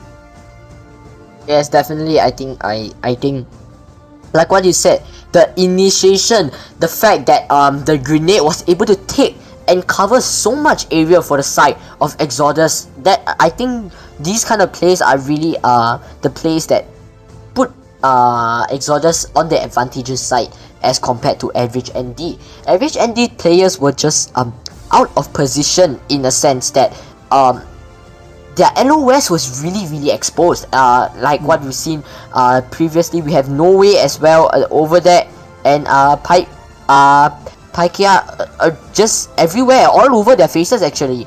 They are flanking, they're backstabbing. The LOS of the players of Average ND were really just too exposed for their own good. Yeah, and I think right now Exodus are going to be the top seed in this group, which is going to be that Group B. And right, I think GG Uprising, which they are going to have a match later, right? Here's maybe some advice from me, is to focus on the kills, as we see the side of Exodus. They just kept winning their gunfights, as it's always been in these few rounds, right? Yes, definitely. And if we look back to the maps and modes, I think hands down I can say that Exodus just brought this game home right here. Yeah, they are not allowing this to go to any other rounds. Yeah, and a donut given from the side of a donut given from the side of Exodus, that's going to give them a confidence boost. And we see the scoreline 250-0. That was because someone used the ban item. 7-0 and 3-1. Basically, it was just Exodus, and Exodus. A complete landslide right here, and I have nothing to say. I think that the players of Average ND can really after this game they can really reflect on how they can in the future export different kinds of techniques. Definitely, to counter teams that use similar strategies like Exodus right here. But I think, like what you said, focusing on the important parts of the game mode are really important. Definitely. So maybe this is a point that Average ND can take into consideration as to moving forward in the competition. That is very accurate and spot on, right? So Average ND, they need to improve, and I think if they improve to the point where they can, if they have a rematch against Exodus, I think they can take the WOC title. But yeah, we'll have to see. Maybe they can like play more scrims to practice. Yeah. I think practice is something that's really important for every single team right here. Yeah, and we're looking at the schedule right now. So Exodus versus Average ND is a 3-0 game. Yeah, I think there's really not much to say about this landslide right here, ladies and gentlemen. But yeah, I think Average ND really tried their very best to put out a fight, and yeah, I think it's definitely GG's towards the side of Exodus. I think they played really well. Great tactics, great exports at the correct timing. I think everything was spot on for Exodus this time. It was a good game for them. Right, so for our next match, we are going to be having RS1 IGNIS versus Team Beetroot, and that's going to be an interesting matchup, as we see RS1, they've played against the side of AEIPATHY before, and I think they lost, if I'm not wrong. And yeah, they in hardpoint, which was firing range, they didn't take a hold of power positions, they didn't take a hold of the spawns, and if they did that, they would have won it. They were mechanically superior, and it's like they were winning almost every gunfight, but because of that few gunfights that the side of AEIPATHY they won, which was the spawns and the power positions, they're able to come out on top, and I think the match was pretty close. Definitely. I think that it's okay for the points to be close, because that shows that you really have the potential, but you just have to push yourself that bit forward such that you are able to take it home. Definitely. And yeah, are you excited for the next matchup right here? I sure am, because that is going to be one interesting match to watch. We are going to be able to see new ways of approaching these kind of matchups. We are going to be able to see new strategies, new ways of trying to win your gunfight. And just now in the Exodus versus Average ND match, we saw Kelong trying to slightly peek that the fight with Rifty, if I'm not wrong. So that is a very good tactic to use, and it's like it makes your opponent think you are gone, and then suddenly you come back. They're not expected for that. So I think average ND, they can view this, maybe the stream gameplay, and go and take a look at the mistakes that they made during this stream and improve, and that will definitely help them out a lot. I think definitely the basic skill of VOD review is really important for a team's mechanical potential, and definitely they must know what they really must know two main points: what made them lose and what made the enemy win, or vice versa. I think that one thing they can really work on, from what I've seen from okay, I'm not a really good player for Hardpoint, neither am I for Control, because I've never played it before, but definitely for S&D, I can see that the players over for the side of average ND really need to stick together and give comms appropriately. Their positioning in a game mode such as S&D is really important, as you only have one single life. So I think that the fact, like we have seen before, it was a 2 versus 5, but however, because the players were separated, it really brought the chances of them winning down together with their team. Definitely, if they had stuck together and maybe communicated better, I think the teamwork is maybe not there. So they need to practice together as a team more. Once you have good chemistry with your team, right, your team is going to be able to understand each other almost instantly, and the 2v5, it could have easily been a 2v4, maybe a 2v3 from there, and they could have won the round. But just because that they were separated, they didn't attempt to even get back together, that cost them the round and even the win. But I think Exodus would have still taken the dub there. I think you and I both have similar thoughts going on in our head right now. But yeah, I think Exodus really did show us and prove to us that they are not backing down with our fight. And Exodus, really a very, very good team right here. But right now, ladies and gentlemen, we'll be going for a short break, and just before our second match of the day, so stay tuned for our next match, and we'll see you guys after the break. I will come back in a while.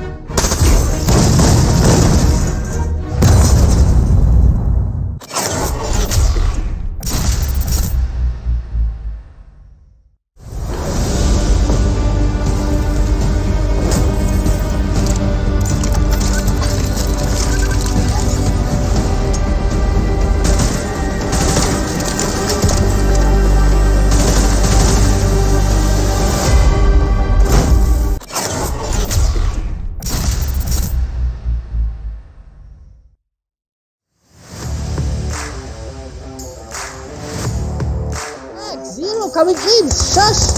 Doing a lot of great work cleaning out the hard point and getting back the hard point finally. But what? Trying to win back the points 165 to 150 again. Like what I said just now. Levi, what the hell was that? Match stat at Novio for 3 seconds, then started speaking. But against the Legacy, what did he do? He just wasted bullets on a wall. Levi coming in. Himself do a 1v2. Novio on his right. Can he stop this? Little spotted out with the Odin. Little spotted out with the and he wins it. Milo also has 8 lives left. They need to preserve their lives, these two teams. As random, here's one kill. Here's another one. Oh my man.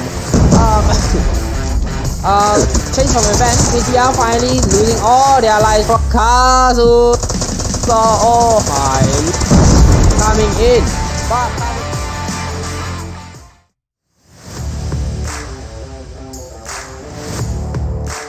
third half point well router using gravity.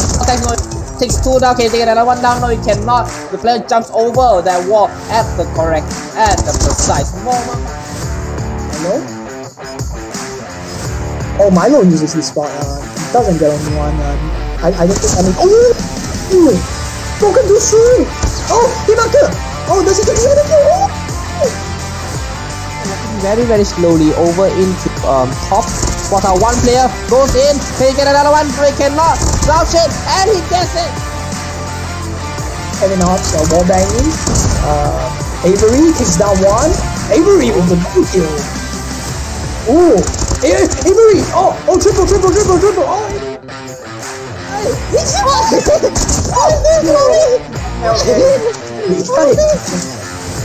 Oh, what was that? Right behind the bomb site. Can he spot him out? No, he cannot. Currently face to face with the sniper, and he takes him out with the jump shot.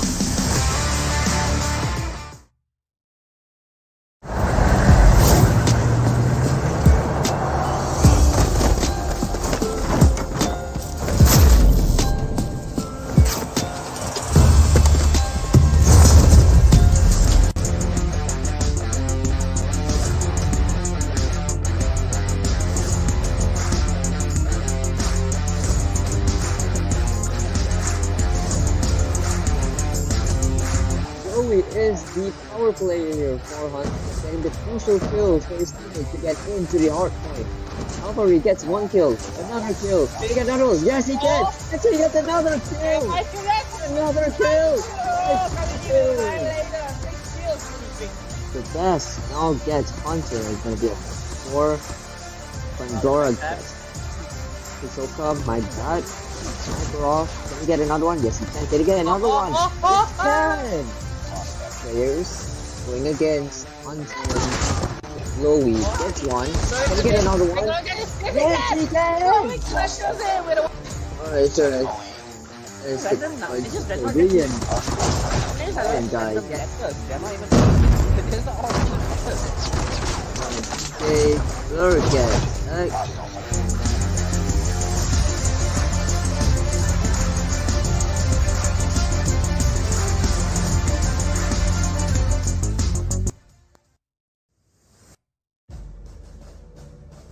Alright, ladies and gentlemen, welcome back from the break, and we are here at WOC Season 3. I'm really excited. I just had a very good break, and I just thought about how the previous matchup we've seen, Average ND versus Exodus right here, just a few minutes ago. And Ascend, what do you do during your break? I had a drink of water, had something, and came back. Right, I think that's a break that we all definitely need right here, and I think that you and I both are super excited for the next matchup right here. Of course, it's, as I said just now, it's going to be a very interesting matchup that we are going to be able to watch and bring the excitement for you. Definitely. So once again, do be sure to show your support to your favorite teams right here. And if you are watching this already, you are already supporting our YouTube channel. So go to the chat function and show some support for your favorite team right here, and it boosts. It will really help to boost their confidence and really encourage them to bring out their best potential that they have. So right now, if you think about the two teams, Sen, would you like to remind us what are the two teams again? The two teams are going to be RS1 IGNIS and Team Beetroot. Alright, so these teams and together with Beetroot as well. But before that, let's look at the format for our season of WOC right here. Now we have the group stages first. We have 16 teams and 4 groups. After that, we'll slowly move on to the playoffs with 8 teams left, and it starts off immediately with a double elimination. This can be detrimental to the teams that are not taking this competition seriously, so please take it seriously. And now moving on, after the playoffs, we will have our team that is determined as the champion of the third WOC right here. Now, before you look into the prize pool right here, I was thinking, Sen, what do you think, like, if your team were to go through this, would you focus more on the group stage, or would you focus more on the playoffs if your team were to participate in WOC? I think you shouldn't just focus on one, you should focus on both, as well as aiming to go for that number 1 spot in this series. And if you have the aspiration, do your best for both the group stage and the playoffs. And right now we're in the group stage, so focus on the group stage as well, as if you fail that group stage, you're not going to be able to go to the playoffs. Definitely, I think that makes complete sense, that you have to focus on every single thing that you do in this competition. And now, looking at the prize pool right here, that is a lot of CP, ladies and gentlemen. So right here, over for the team that is third place, we will have 1000 CP for the team. For the second place team, they will have 1500 CP, and for the first place team, they have 2500 CP and the title of for the champion team of WOC number 3. And now looking at the teams that we have in a bit, I think that 16 teams definitely is a lot, don't you think, Asen? 16 teams is quite a lot, and especially for the group stage, once they are split up into their respective groups, it's going to be very insightful to see which teams are coming out on top. Yeah, definitely. I think that we cannot underestimate any of the teams right here. They're all equally strong and equally important, but definitely the way that some of the tactics are really exported may or may not be different, and if they are exported well, that is another question as well. Now looking forward into the teams right here, that 16 teams, we have just seen our teams of we've seen 2 teams play against each other. We have Exodus together with Average and D. Now moving forward, the next matchup we have RS1 IGNIS against Team Beetroot. Now, I just want to say that Team Beetroot's profile picture is amazing right here. It's a literal beetroot, and I think that, yeah, it's really good. I think it's simple, and I think it fits their team really well. And for RS1 IGNIS, the logo has a lot of creativity right here, so props to whoever designed this and gave the idea. Now, but will the plays brought out by RS1 IGNIS players be as creative as their logo?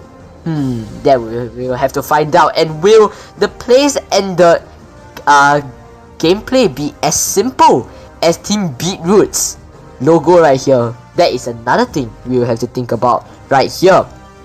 I think that definitely team logos do not define who you are, but it has an effect some one way or another. What do you think, Asen?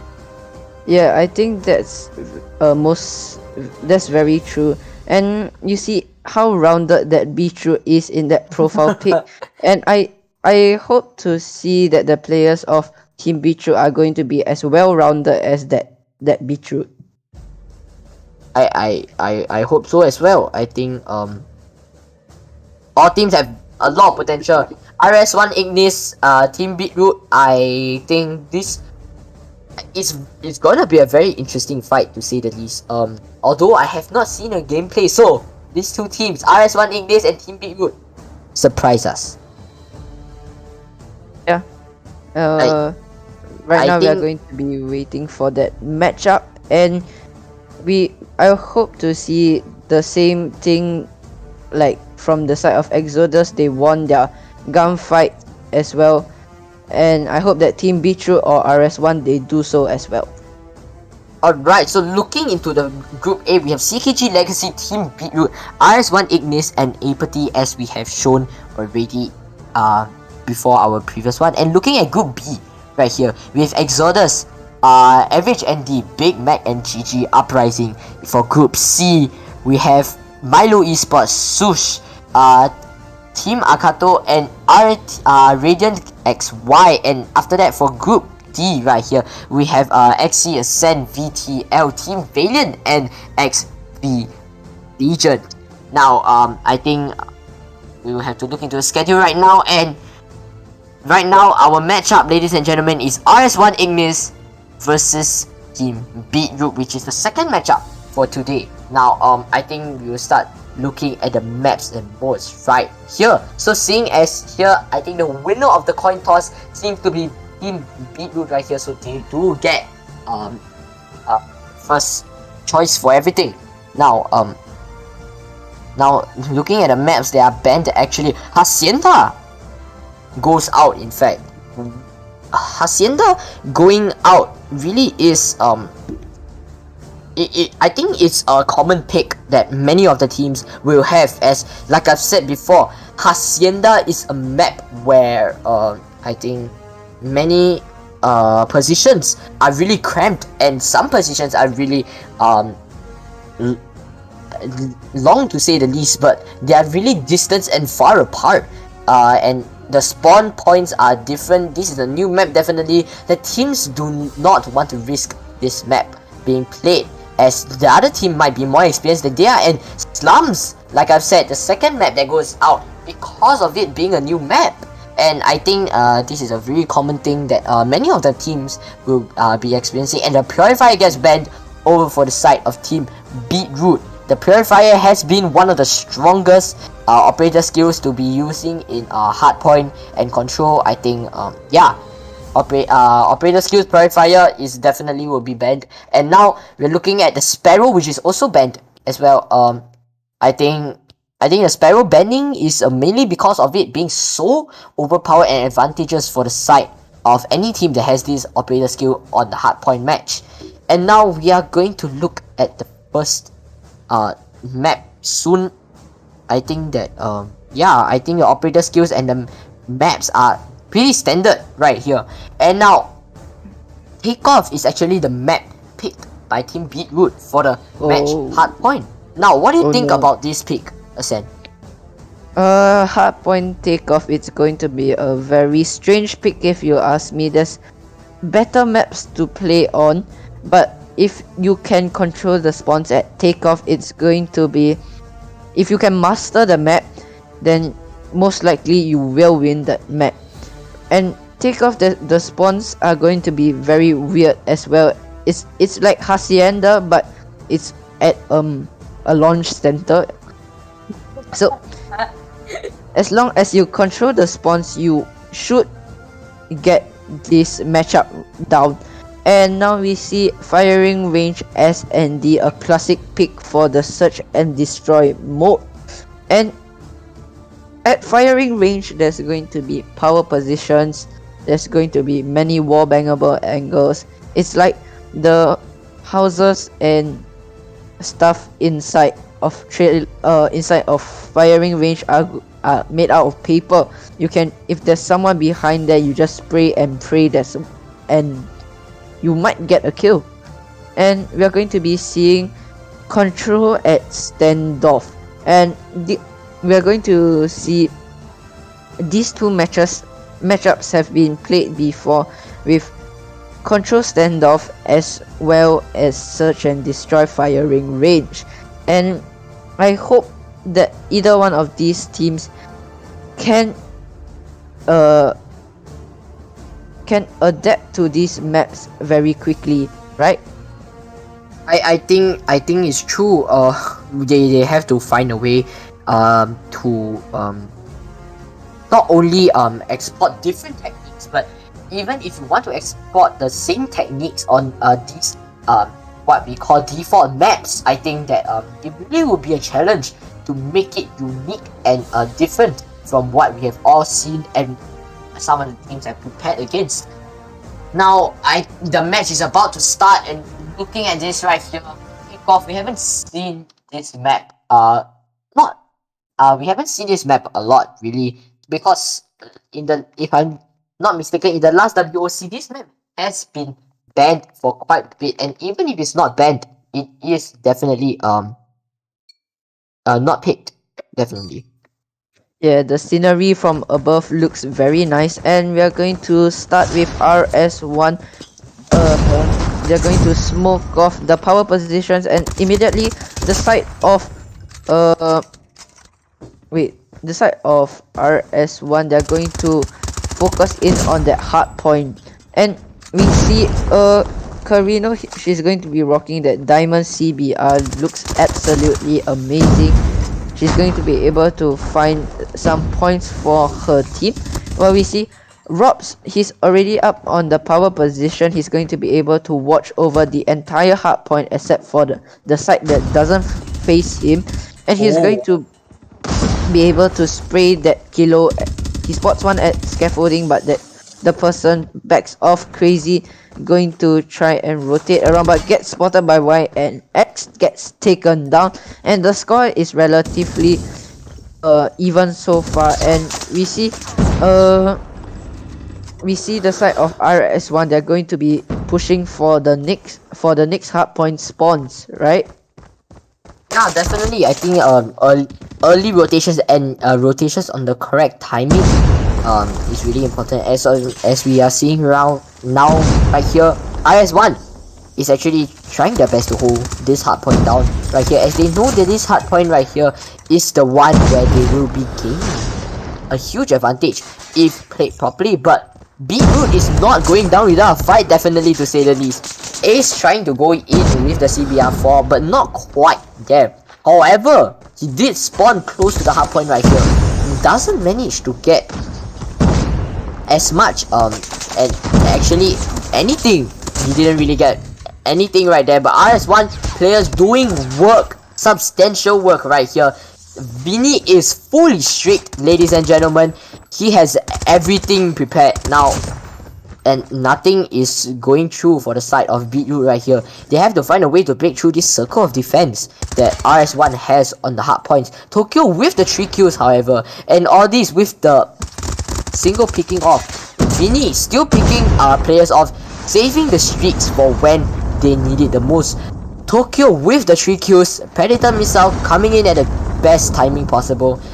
The rotations are going off, but Ace gets picked off by Tokyo as well from the horrible respawn position right here. But it seems the team of RS1, Tokyo whips out the Annihilator, not holding back whatsoever, ladies and gentlemen, trying to get as many angles covered as possible. But YNX seems to be having spawn covered. Nothing is getting through YNX right now. Neither is anything getting through Tokyo with that 3 kills with the Annihilator. 4 kills, baby. That's a 4. Yeah, now all this is trying to hold on. RS1, they've gotten the good spawn, and they had the early rotation down as well. Tokyo takes down one with the Dragon Fire. That's not very common. Now we see Team Beetroot, they're going to get the scrap points, but they're already late on rotation, and they haven't been rotating early, and that's costing them most of the points in here. They're allowing the side of RS1 to get a significant lead right now. And we see Tokyo and Vinny, they both have a cluster strike, and that's going to be very huge if they decide to use it to block off an entrance, and if you're going to find one, the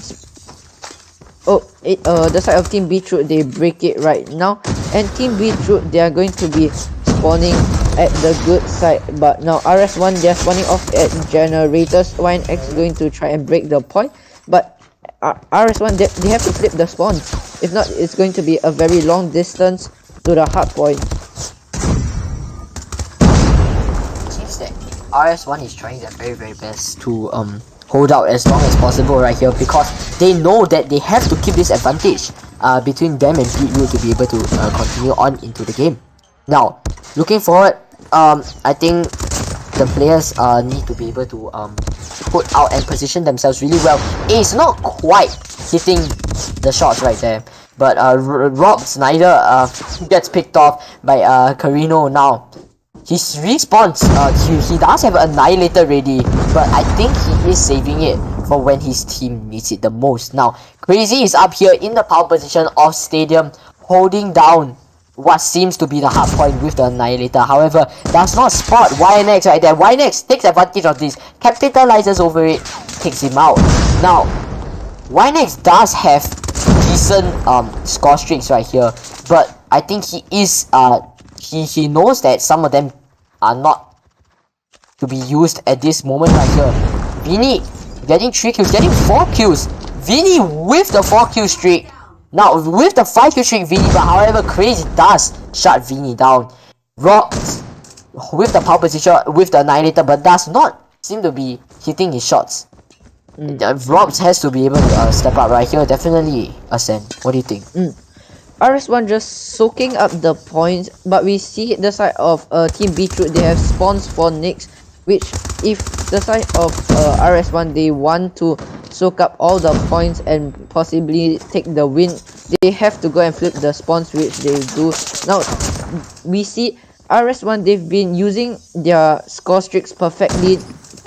They've been using their operators to effect, and we always see that they are early on rotation, and even when they're not, they still manage to break the hill right now. But spawns are given over to the side of Team Beetroot, and we see Vinny with the triple kill with the Annihilator, and I don't think the side of Team Beetroot, they are using their operators well, and in Codem, for every kill you get, it charges your operator as well, and we see RS1, they've just been winning their gunfights, which means they have more times to use their operator skill, and Tokyo gonna bring out the cluster, and the fact that they can bring out a cluster when the hard point is ending is just dominance from the side of RS1. Definitely, I think like what you said just now, more kills means more operator skills, and not only that, more score streaks. And I think the RS1 players are really smart and really point spending right. I mean point savvy right here, because they are timing when to use their operator skills and score streaks right here. And now it seems that the game goes to RS1 as we speak right here, ladies and gentlemen. RS1 versus Team Beetroot. The game wasn't even that close, was it, Ascent? Nope, it wasn't. It was just like Exodus versus the matchup before. The scores are roughly around the same. We see the side of Team Beetroot, they are all negative in the KD ratio. You see their top frag 16 to 30, 13 to 31, 10 to 29, and 9 to 33. That is not a good sight to see, especially when you're trying to win a respawn game. And we see RS1, they're everyone's going at least double positive or triple positive at least. You see even the bottom fragger, he has 25 to 9 deaths, and from this you can see why they've won this matchup so efficiently and so convincingly. I think what you say is absolutely correct. They are really winning their gunfights right here. I think that really puts them in a very advantageous spot as compared to Beetroot right here. As we have seen, although I have to point out Robs on the side of RS1 does not seem to be hitting his shots for the long range fight when he was in the power position, as we have seen just now. But I think that he's able to secure the kills when he best needs it and when his team best needs it. I think it's really important, and they have a designated OBJ player and some slayers at the same time. But don't underestimate the OBJ players on the side of RS1, ladies and gentlemen. YNX and Tokyo, they are the two main OBJ players, but they do have many frags as well. Do not underestimate the OBJ players right here. Yeah, we see the side of RS1. They have the two OBJ players. They have at least 2 minutes on that point. They can both win their gunfights, and even as an OBJ, you have to win your gunfights to score those points for your team. If you don't win your gunfights, it just won't work as an OBJ. You can't keep relying on your teammates just to support you and let you have the hard point while they fight outside. There's going to be people contesting and you need to win it. And right now we see RS1, they've been winning their gunfights, but in S&D, which is the next match, they also need to win their gunfight. So I hope that Team Beetroot, they can step up their game and take the victory in the next game. Yes, definitely. I think that being one life mode, I think they have to find a way to be able to break through this defense, as if RS1 is on the defending and and Team Beetroot is still not able to break through the defense. I'm afraid that this may put Team Beetroot at a disadvantageous spot. Definitely, and I hope that they have a technique and they have a way to break through this right here, because they cannot go on any longer. And yeah, they have to step up the game, as we have seen from our previous matchup. I think that no team should be underestimated. They have to try. Every team has to try their best. Definitely, and the game starts, ladies and gentlemen. We're looking at RS1 here being on the attacker side, but Vinny already getting ace with that nice wallbang through A long, pushing forward with the DLQ. Now, YNS gets a pick as well. The players are dropping off for the side of Team Beetroot right now. Angel gets picked off by Tokyo as well. Now, Carino and his teammate, or her teammate actually, has to find a way to be able to go through this. It's a DLQ? Ladies and gentlemen, Crazy goes down as well. Carino goes down as well. The DLQ was not the best weapon in that position right there. Yeah, we saw Carino was in top 10, and we also saw that her teammate was down in the first hard point. They should have stuck together, but they didn't. And now we see RS1, they're going to the bomber is going to be rushing into the B bomb side, but it's going to be a mistake if he gets taken out by the two players in the B bomb side. And that if he Carino gets all dates, and now it's a 5v4. Vinny trades out Angel, and it's going to be a 4v4 hit marker. But he's going to find the follow-up flick, and now the A bomb side is clear. Vinny gets yet another, and the bomb should be planted at the A bomb side. Now Nyosa going for the long flank from back rooms. The timing, she gets spotted out, but she gets taken down by YNX, and now RS1, they're going to be up 2-1 in this match. Definitely, I think the play over for the side of RS1, the Vinny was a bit picky with how he positioned himself during A long with that DLQ right there. He's definitely confident with his sniping capabilities right here, as we say that YNX gets crazy. A nice pick off. But Carino seems to be the main sniper as of this game for the side of Beetroot right now. And I think they're going to be. They're going to be. but Carino gets picked off by Vinny right here. Yeah, they've gone for the rotation to B, but no, they get taken down one by one, and now it's just two people left, and they're trying to push for the B bomb side. They should have stuck to the A bomb plant, and they could have turned this round around. And now it's a 2v2, but it's a 2v1. They're going to win their gunfight. Nusa takes down Audits, and now it's a 1v1. Nusa, she's going to. Oh no! That could have been a perfect 1v3 clutch, but sad. Big sad. It is a pity, really. The aim was there, but maybe the bullets were just not landing where they need to be. Now, Nate goes out.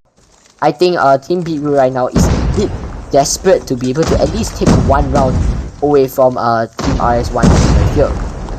But we see two players from the side of RS1 in top wood as well as bottom wood, and they've been very passive on the attacker's side so far. I think that they're trying to play for kills first, which is a very effective way of playing search and destroy. And now the YNX picked off one, and now it's a 5v4, and there's only two players at that A bomb side, so they can just 5-man stack that bomb site, and as I say that, they do just what I said, and it's a 1v5. Ace trying to clutch this. I don't think it's possible. Not everyone's going to know he's there. He's a wanted fugitive, and YNX takes him down with the CBR 4-0. For the side. Yeah, for the side of Team Beetroot, they are being too passive. They've just stuck to the same defense. They need to switch things up and maybe surprise the side of RS1, isn't it? Yes, definitely. I think that this is a common strategy in Valorant as well. You shouldn't be sticking to the same comp. As I am saying that, Tokyo, together with his teammates, all this clears out the entire A side, ladies and gentlemen. A is completely wiped clean right here. Robs taking some scrap kills, but that is amazing right here. I think stuck in the execute but crazy unsure what to do right here. Gets punched in the face right there, gets KO'd. Score goes 0-5. Now I understand why so many pro players, they run prize fighters with the CBR. You have one for long range, and you have that boxing glove to punch your opponents up close.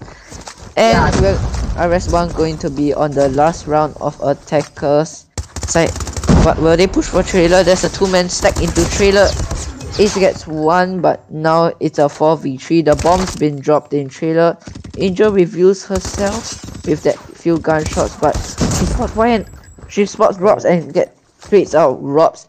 And now the bomb should be able to be planted at the A bomb site, and it's going to be an open plant. I think Audis is going to go to back room and try to snipe the bomb from back rooms. Yep. And he's going to be stuck in a 1v3. He's gonna spot one player, gets a wallbang flick onto him. Can he get the second one? But no, gets taken down by Crazy. And the side of Team Beetroot, they finally get one round back. I think this is the start of a insane comeback right here. Don't you think, Asen? Definitely, I think there is a lot of potential for Team Beetroot right here to be able to come back right here, but we will have to see how they execute their attacks right here, because attacking and defending are two separate things, very separate things in fact. But Angel is trying to make use of her blue perk, the Dead Silence right here. Manages to help in the assist of Robs right there, but the teammate is able to clear everything out. The GS, a 50 GS. I haven't seen that gun in ages. Billy with the 50 GS wipes the team clean with that insane triple kill. Now it's 6-1, and as we were just talking about how Beetroot could come back, I think it's going to be pretty possible if you ask me. And Vinny gonna spot one. He should back away by now. But he's taken down by Ace. Got a bit greedy. Yeah, you see Ace has 3 kills, Angel with 2, and this is already round number 7 or round number 8, and 3 kills out of 8 rounds. That's not a very nice very number. good, is it? Yeah. You're not contributing to your team, and the bomb gets dropped, and now 4v1. Carino. I'm very sure Carino can clutch this, right? It's possible. It definitely is, especially when she's not using a sniper this time. But yeah, we will have to see whether this banana will be able to clutch this 1v4 right here. He sees YNX, he picks YNX off, but does not realize there's one coming up from stairs. Sees Tokyo with the punch. Tokyo with the punch yet again. Definitely, and the punch ends off the game, ladies and gentlemen. Score being 1-7. 2 consecutive rounds, Tokyo got a kill with that boxing glove. Yes, definitely. I think that I think it's been proven that the boxing glove is able to be able to clutch, or not clutch, but end some really amazing rounds right there.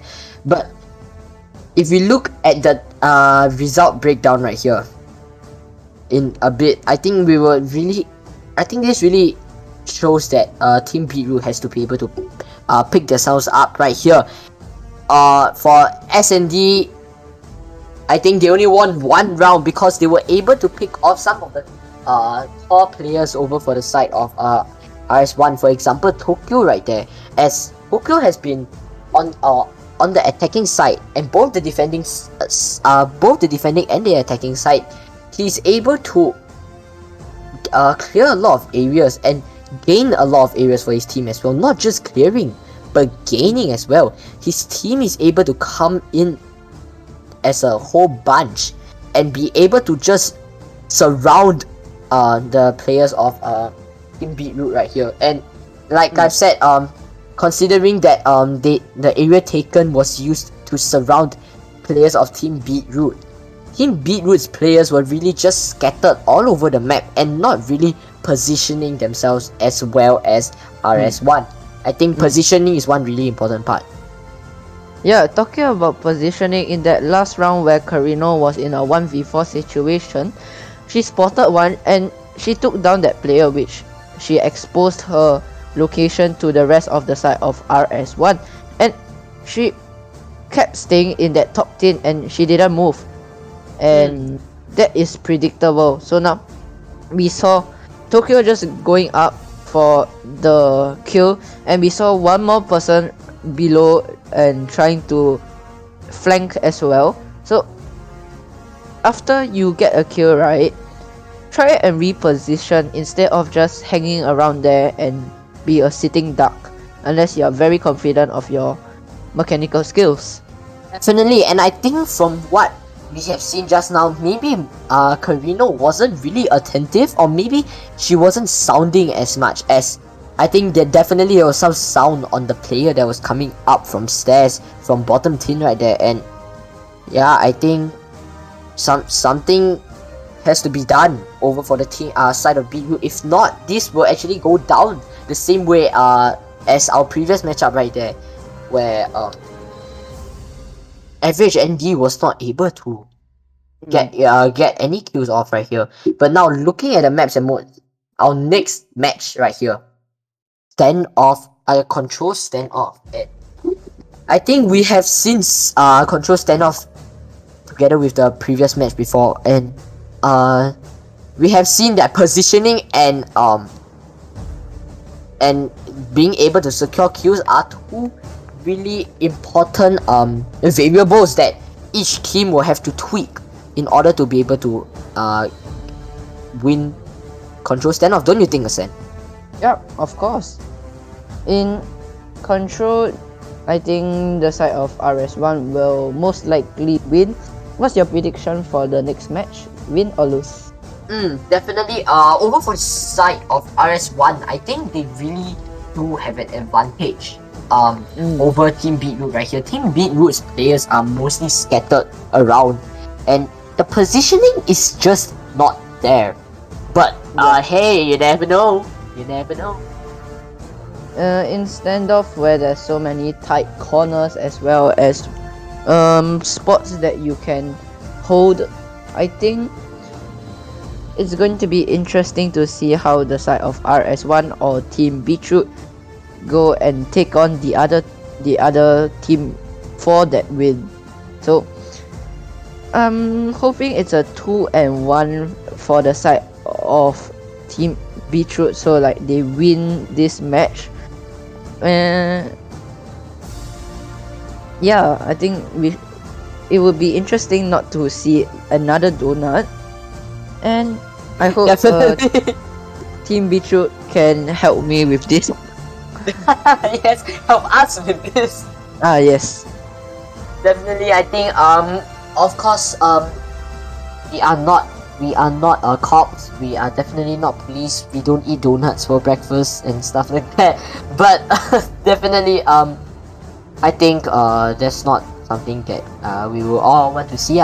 Basically, I think that a donut isn't really that good as well. But yeah, soon we will have to see whether Team Beetroot has what it takes to be able to contest RS1 for this match right here.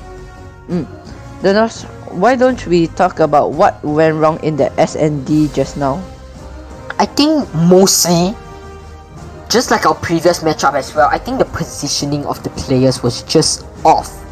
Like I think you brought up a great example just now for the Carino one. When the players were trying to retake the bomb site as a team, Carino was just out of position. Now, I don't really know if she's focusing on maybe a cheeky flanker over for the side of the attacking team, but I think retaking site is a really important segment of a round that every single member has to take part in. And definitely, if I'm gonna bring up another Valorant comparison, I think this has been proven worthy definitely in FPS games, especially when there are bomb plantings and stuff like that.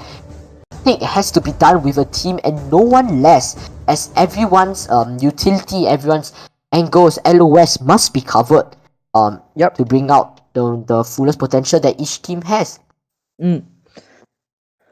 Of course. And I think for standoff control, we've seen how the side of Exodus as well as... Which team was that? I think it was... I'm not sure, I forgot. And we are going to be hopping on into control standoff. And we see the side of Team Beetroot winning their first gunfights, as well as... And Nilsa has a hold of the tractor power position. She's going to be able to push up to that B objective. And right now the side of Team Beetroot, they look kind of confused and they are just scattered all over the map. Oh, that's not a good start, definitely. I think that they have to put their positions as well, and we see a PP19. That's off meta, and it's kind of weird to see that in this fast firing meta, and I don't think it's effective. But as long as he proves me wrong, that we see a chicken in a yes, definitely we see a chicken right here, and I think many of meta weapons are being brought into this match for some reason. Crazy manages to get the weird positioning over on Tokyo right there. I think they weren't expecting it, and all this definitely showing us that the Bison is still viable in this matchup. Yeah. But hey, you never know, as the life count over on the side of Team Beetroot are dropping down 6 lives compared to 17 over on the side of RS1. Yep. And from the side of Team Beetroot, they're just not losing not winning their gunfights. And look at Vinny, he's just proning on the floor, and I don't. It's such a cheeky spot and innovation that gets you the win in this kind of matches, and it's a win for the RS1 takes the round 1 against the side of Team Beetroot. Definitely. Being able to play off angles such as the one on the ground, like what Vinny has actually played, I think that Team B really has to step up the game right here. Definitely, as they cannot afford to lose another round in this game here, because if they do, then it's likely that it's over. Yeah, and we see for the A objective, second floor of Hotelia is going to be very important, as you can look at the entire objective from there. And we see Team Beetroot, they tried to take that position, but unfortunately they just lost their gunfights, and now RS1 going to try and capture A, and it's going to be contested, but RS1 still comes out on top, 26 to 19, 26 to 18.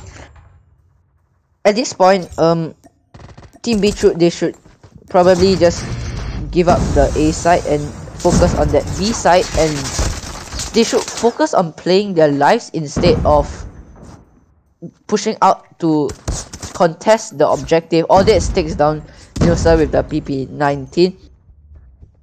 It's a weird choice, but yep. Oh, Annihilator comes out, and now all this is going to be close to Goliath, but Carino is going to try and take back the B side. Now 2 players left from the side of 2 lives left from the side of Team Beetroot, and it's most likely that RS1 will get this round unless Carino can get 15 kills. Oh, Carino gets a triple kill, and she's gonna bring out that Hunter Killer. Oh, the bread. But Carino should have saved that Hunter Killer, knowing you know the round's going to end. Why you still use the Hunter Killer?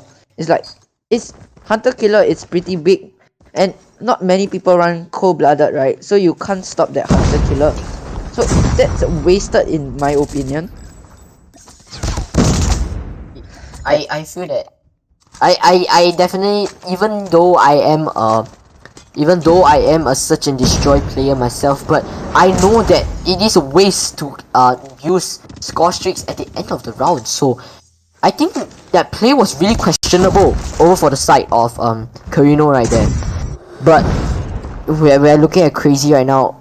I think this has a lot of potential, but there is a Goliath over on the side of all these right here. And there is an FMJ. The FMJ did take out the Goliath, but I think the side of RS1 is just dominating right here. Yeah, that Goliath just got blown up so quickly. It got blown up faster than Team Beetroot could lose that round. Yes. And now it's 22 to 9. I think Team Beetroot, they are going to take the L with a donut given to them. 28 seconds, no. They have to hop on that point. Time pressure, kill pressure.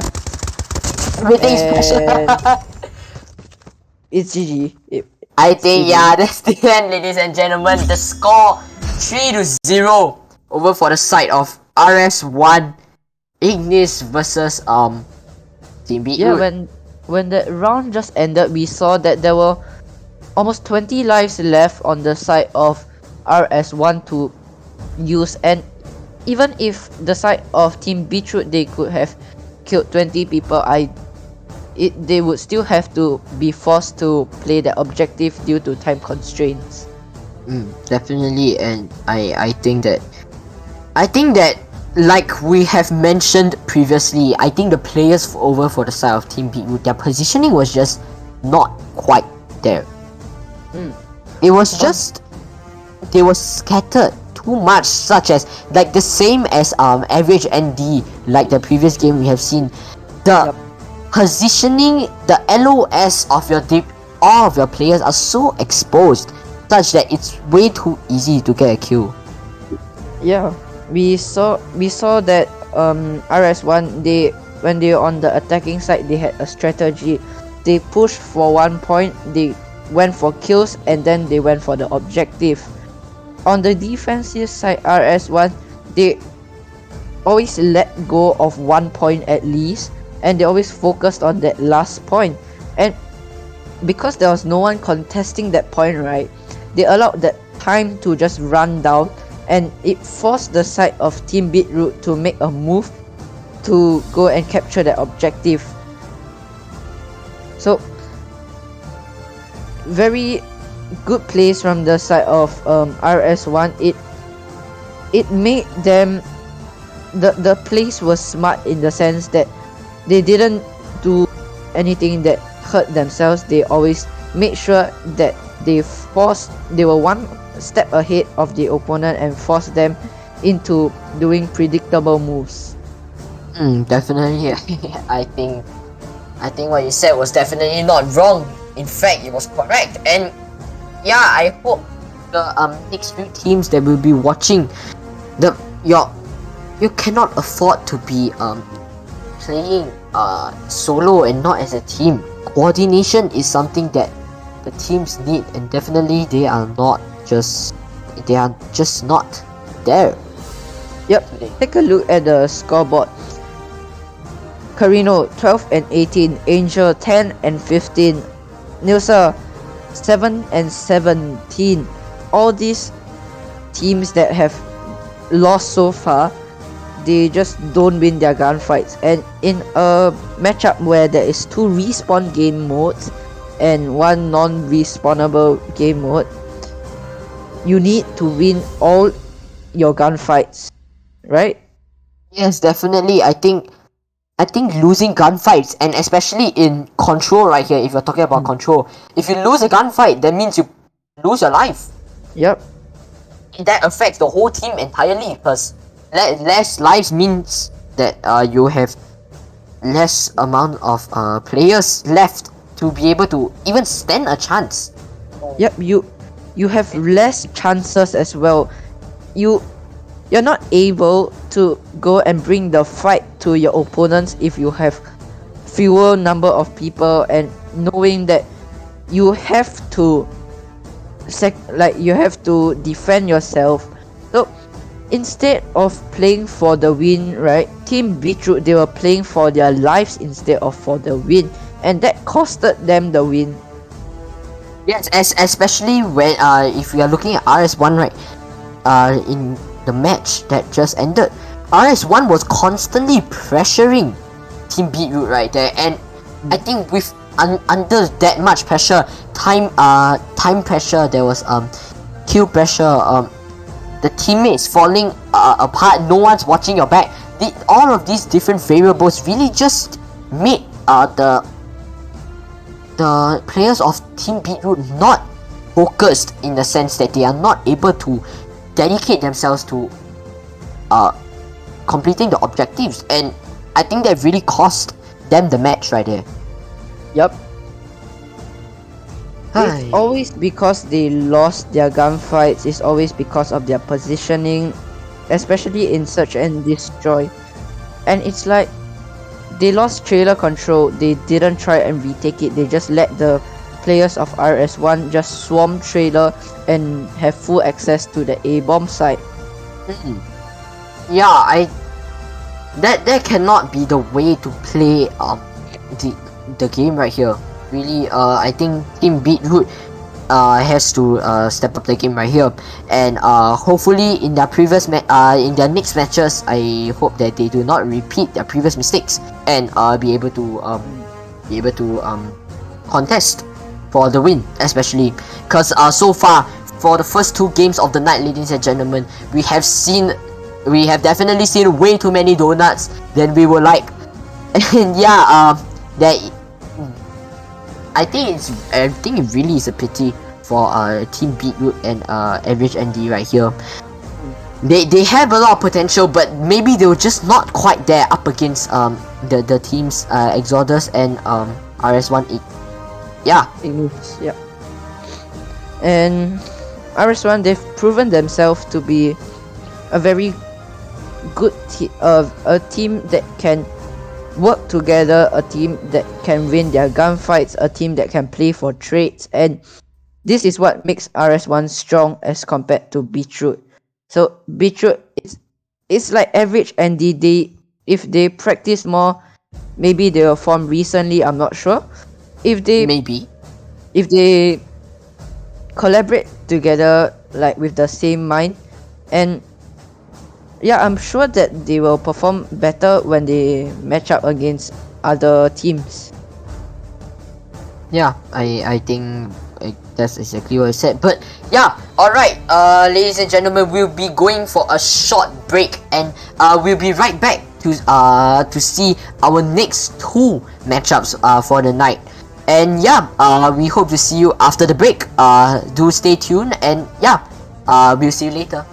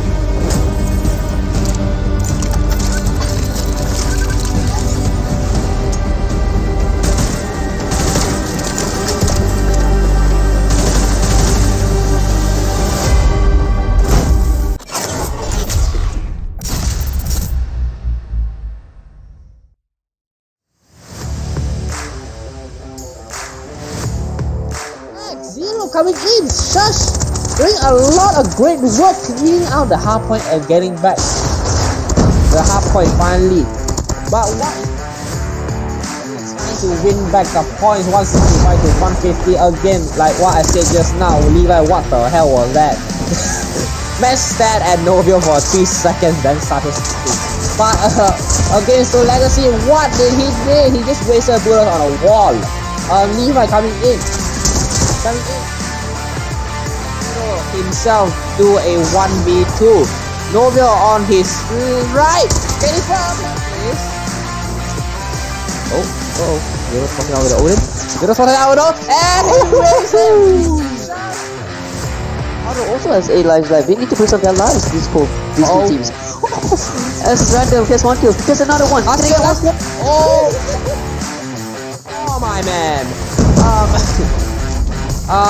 Change of event, BTR finally losing all their lives for Kazu. So, oh my, coming in, but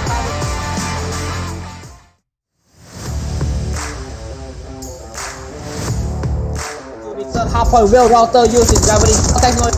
Takes 2 down, can take another 1 down. No, he cannot. The player jumps over that wall at the precise moment. Hello? Oh, Milo uses this spot. Doesn't get anyone. I don't think any. Oh, broken to shoot. Oh, Himaka. Oh, does he get the other kill? Very slowly over into top. What a one player goes in. Can he get another one? No, he cannot. Crouch it and he gets it. Kevin Hobbs wall banging. Avery takes down one. Avery with the double kill.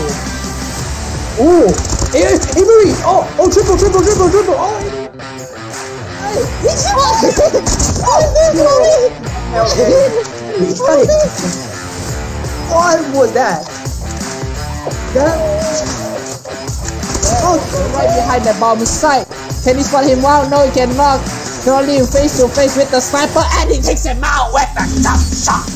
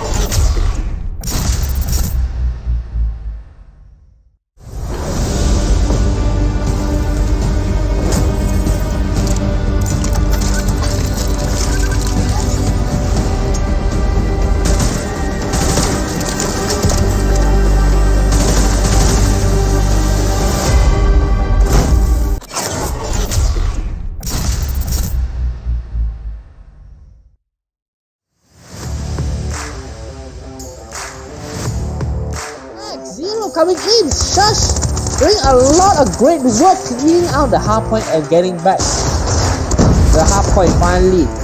But what? It's trying to win back the points 165 to 150 again. Like what I said just now, Levi, what the hell was that? Match stat at Novio for 3 seconds, then started shooting. But against the Legacy, what did he do? He just wasted a bullet on a wall. Levi coming in.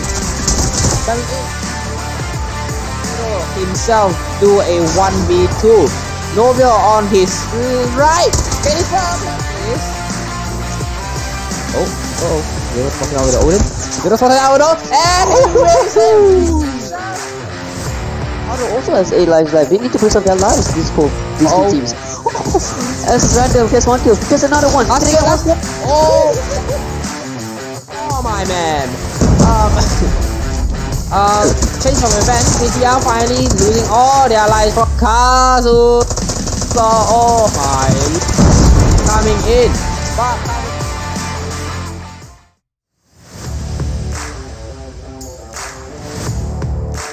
third half point will router using gravity. Takes 2 down. Can you take another one down? No, you cannot. The player jumps over that wall at the precise moment.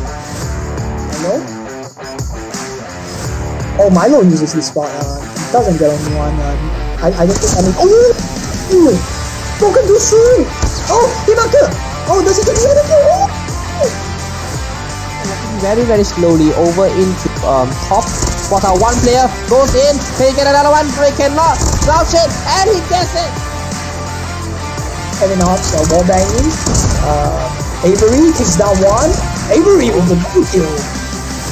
Ooh, Avery! Oh, triple! Oh,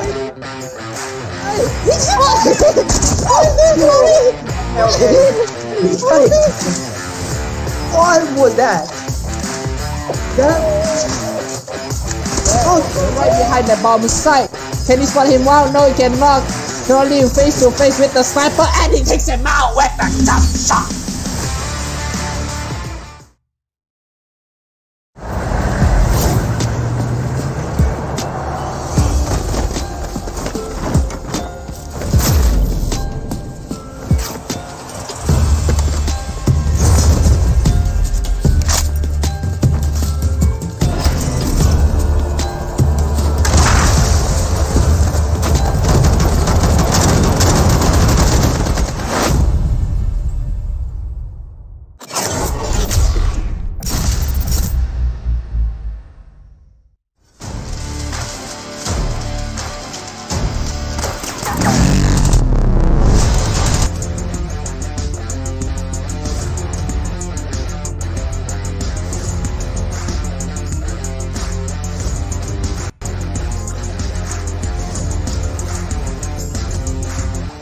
Is the power player for Hunt, getting the crucial kills for his teammate to get into the hard point. However, he gets one kill, another kill, can he get another one? Yes, he can! Yes, he gets another kill! Another kill! The best now gets Hunter. It's gonna be a 4 Pandora test. Hisoka, my god. Sniper off. Can he get another one? Yes, he can. Can he get another one? Yes, he can! Players going against Hunter. Chloe gets one. Can he get another one? Yes, he can! Alright, sure. It's brilliant. And guys. Okay, look at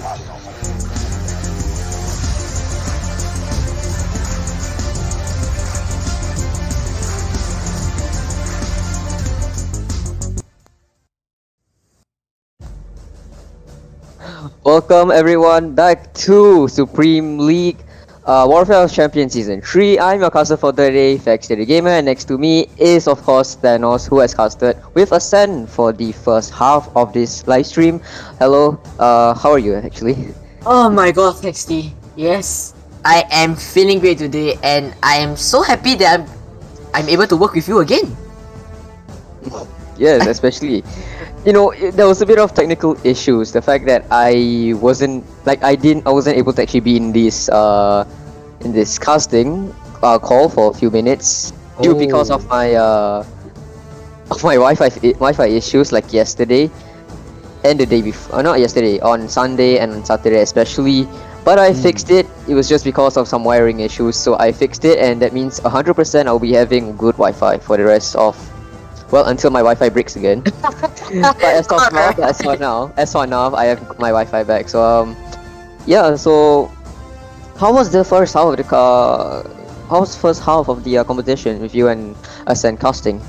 So for the first half of the competition, we have seen actually a lot of amazing plays over on both teams really. But in both the matchups, there was always one team that was always lacking behind in terms of positioning and objective priorities, definitely. And yeah, especially with the new mode Control in being introduced in WOC, I think many of the teams always forget the fact that Control has a limited amount of lives for your team, so they always get carried away thinking that it's like hard point, that you can have infinite respawns until the objective is complete. But well, that's when they're wrong. Then yeah, they seem to fail at completing the objectives for those matches.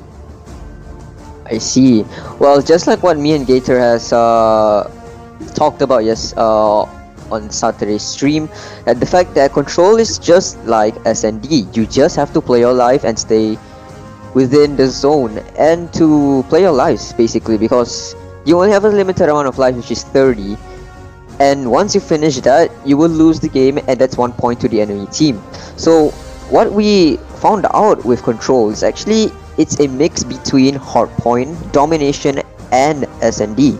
As you can see, there's 2 points where you have to go, which, okay, that was a lag there, but there was 2 points where you can go, which is A and B, which is like your domination, and you have to stay in that specific spot just like hardpoint, and you have a specific amount of lives just like SND. So just like any other games, you just have to play your lives and play your lives, do the objectives, and also use your utilities and your score streaks to the best of your abilities.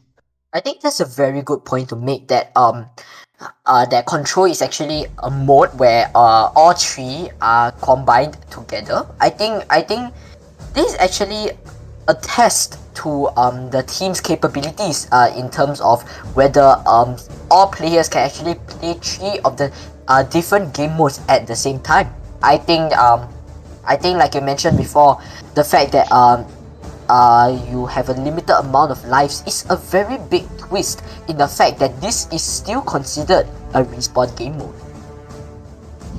Yes, it is, and we actually saw a lot of good gameplays. I didn't actually see the first half of this competition, but I saw from Saturday's and Sunday's stream where there's been a lot of plays in Control, especially on Saturday's one where it was VLT against Team Akaro, where random gets 3 kills to actually get Team Akaro to a losing streak, 2-1. That was by far my favorite play of this new game mode as of now, because I saw there was 3 lives left to the enemy team, and he just went straight into it and killed 3 people within seconds. And that's what I like to see, just you fragging out till the last second, which I hope to see in this competition. Definitely, I think hopefully for the next 2 matchups we won't see any more donuts, as me and Ascend were actually talking about, because there's actually a landslide victory on both matchups. But however, I do have to congratulate both teams for being able to make it here to WOC, as I think it really is an achievement to be able to be here in WOC and gain as much experience as you can. Yes, I see. And as we're looking into the format here today, we are going to be looking at the group stages. Today we have 16 teams and 4 different groups. And then after we get through the group stage, we have 8 teams that have won in each of the groups going off to the playoffs. And once we go through that, the last 2 teams for the finals and 1 team from the 8 teams in the playoffs will be crowned as champions of Warfare of Champions Season 3. Alright, and I think that we are all interested to see what are the benefits of being champions of Warfare of Champions Season 3 now. What do you think is the obvious up point for being champion?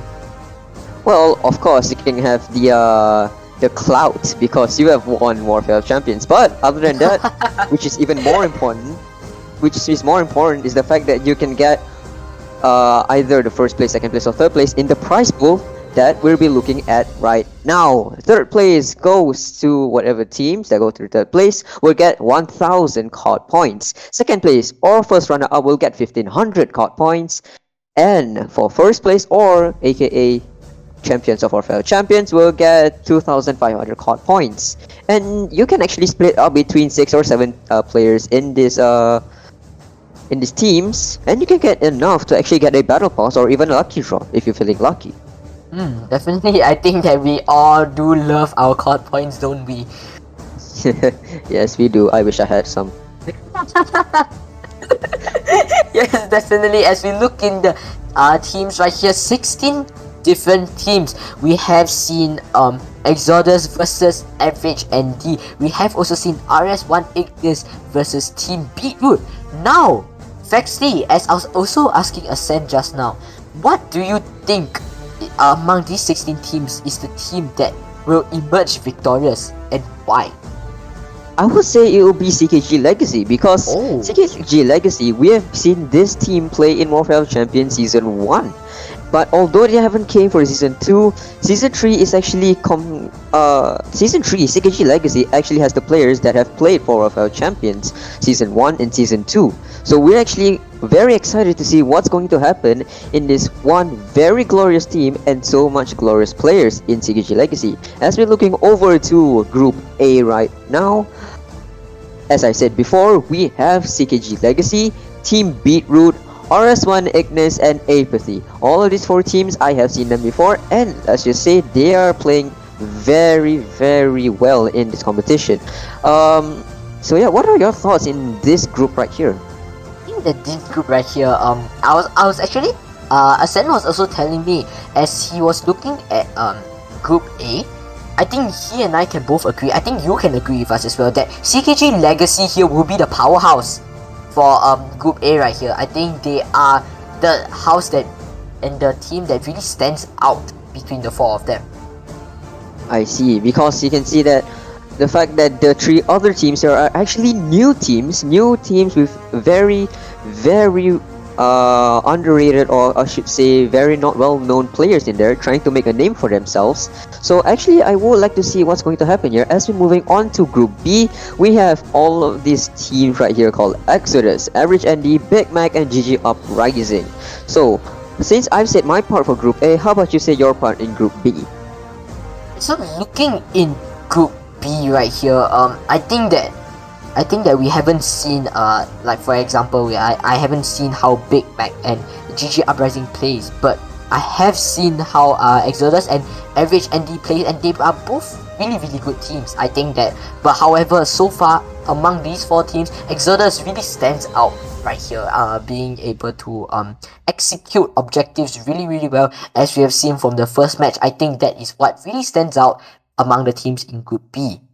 Now moving over to Group C right here, we have Milo Esports, we have SHUSHHH, we have Team Akato, and we have Radiant X. Why? Now, for Group C, Fexty, what do you think? I have to give it over to SHUSHHH right here, because me and Gator actually have seen SHUSHHH going against Group C, or not really Group C. I've seen SHUSHHH going against a lot of different teams, and let me just say that they are very good. Having 3 H's into their names on all of the team players here, but that doesn't mean that you should be, that means you shouldn't be, well, how can I say this? Their name and how they play perfectly correlates together, because they are shutting down the competition here, especially in their groups that they're in, especially Group C. So I think in Group C, SHUSHHH is actually the team to watch out for, because they are very good. As we're looking over to Group D, we have XC Ascend, VTL, Team Valiant, and XV Legion. Okay, so I can say this, but the only team I have seen play in the Warfare of Champions is Team Valiant. Team Valiant and CKG Legacy have played in Warfare of Champions before, and even the monthly MSP series, if I can remember correctly. And I should say this with a very high chance that Team Valiant is the team to beat, because, well, we've seen them before. They have played very well, although not being on the top. I think they could be on the top for Group D stage right here. Yes, definitely, and being the team that I support the most in this Warfare of Champions Season 3 right here, I think Team Valiant has what it takes to take home the title of Champion of Warfare of Champion. Now, looking at the schedule for today, ladies and gentlemen, we have upcoming, we have VTL versus XC Ascend, and also after that, our match number 4, we have Milo Esports versus SHUSHHH. Now, our off-stream matches will be Exodus versus GG Uprising, together with Team Beetroot versus AEIPATHY. Now, for VLT versus XC Ascent, I've actually not seen these 2 teams play at all. XT, would you like to give me an insider's tour on what these 2 teams can do? Well, these two teams are actually new to Warcraft Champions, Oh. wanting to make a name for themselves, and I actually am excited to see what's going to happen next because I actually seen a little bit of VTL in the Sunday's match, if I can remember correctly.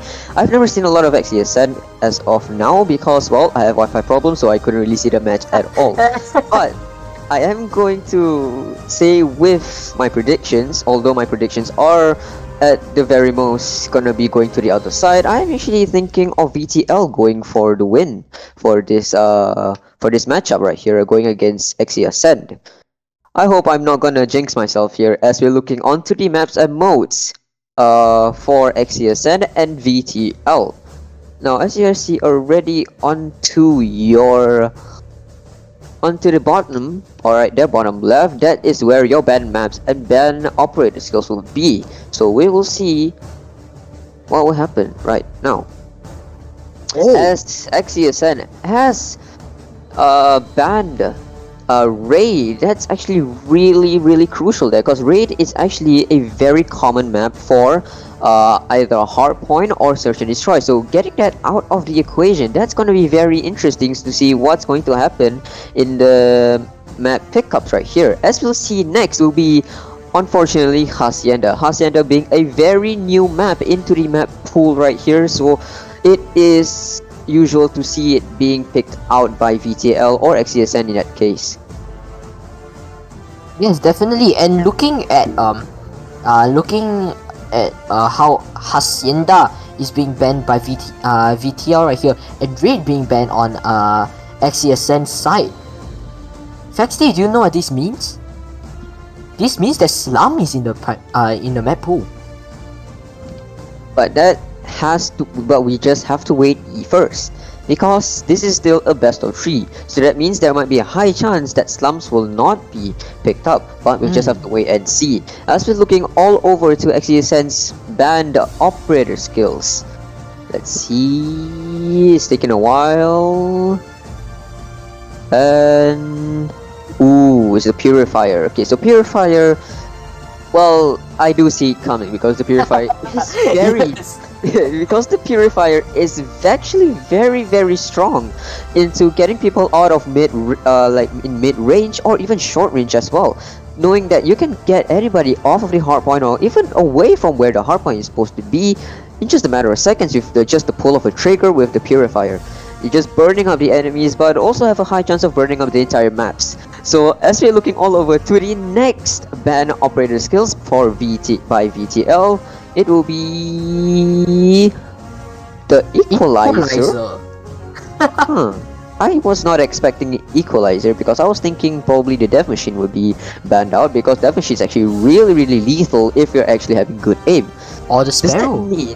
Yeah, or the Sparrow as well. So that means we might be seeing a lot of people with great aim because, like I said before, the Death Machine really takes in a lot of skills to actually get it correctly, because I've been using the Death Machine for a while and up until recently I couldn't get any kills with it. I always miss all of my shots.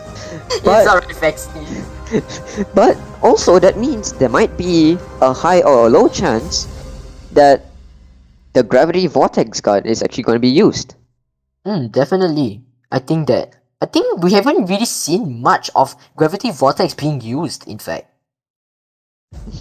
And as well as other operator skills like the Gravity Spikes and the Tempest, if I can remember correctly. Those two have never been used in competition play ever. As we're looking over into the map picks right here, XESN getting the first map pick will be Firing Range Hardpoint. Ooh, I've never seen Firing Range Hardpoint in quite a while.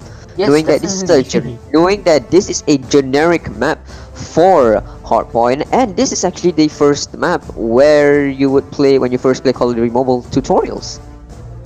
Definitely, and yeah, I think it's a common map that everyone should be familiar with. Oh wait! Oh, unfortunately, that was a wrong map pick. The producers, I expected that from you actually, but never mind. We have Take Off. Finally, Take Off is never gonna get taken out of a map pool ever knowing that Takeoff is actually a very high skill and very technical map, because you have so many places where you can actually get people off the hard point or even their spawns, especially from red top, where it's actually literally right smack into the middle of the map, where the first hard point is actually located at. Yeah, definitely, and I think being Takeoff, the map has a lot of power positions being put into use, and many players can actually take advantage of this and capitalize over this fact that the first hard point is the one that really needs all the players on the team to really contest well. So it will really it will be interesting to see how the players will play around Takeoff, it being a map for hard point specifically. Yes, sirree. Now we're looking next on to the second map pick for VTL, and that would be Standoff Search and Destroy. Again, a very generic but very difficult map to actually conquer it, because there's a lot of places where you can have a sniper and you can get people off while on a head glitch, especially in boxes at where the A bomb is. And I can say it's actually a very difficult map to play, because you can just be staying at gas station and peek into the slightest hole where you can actually you can actually get into the slightest corner and get people off back how can I say back alley. Yeah, there we go. haven't played a lot of Call of Duty Mobile recently, so I might have forgotten some of these callouts. But yeah, like I said, there's gas station where you can actually peek into the slightest crack where you can actually get people off of back alley. Although there might be a 90% chance you might miss it, at least you can get some information for your teammates so they can do the correct strategies to actually win the match. Definitely, I think information is something that both teams and all the teams, in fact, actually need to be able to conquer in any kind of game mode in Call of Duty Mobile. And like we said, standoff Search and Destroy isn't really commonly picked, as standoff is normally picked for either control or takeoff. I mean hardpoint. So it's really unique to see standoff being put back into Search and Destroy right here. And yeah, normally you only see this in rank, but in a competitive scene, standoff Search and Destroy will be something that we have to look out for, ladies and gentlemen. Yes, I am actually very excited for this right here. Moving on to the third map picked from the side of XC Ascend. It will be... oh my... Raid? Oh, it's Raid there. I thought Raid was banned. Producers, would you help to see what's going on in this tomfoolery here? It's supposed to be banned, not picked.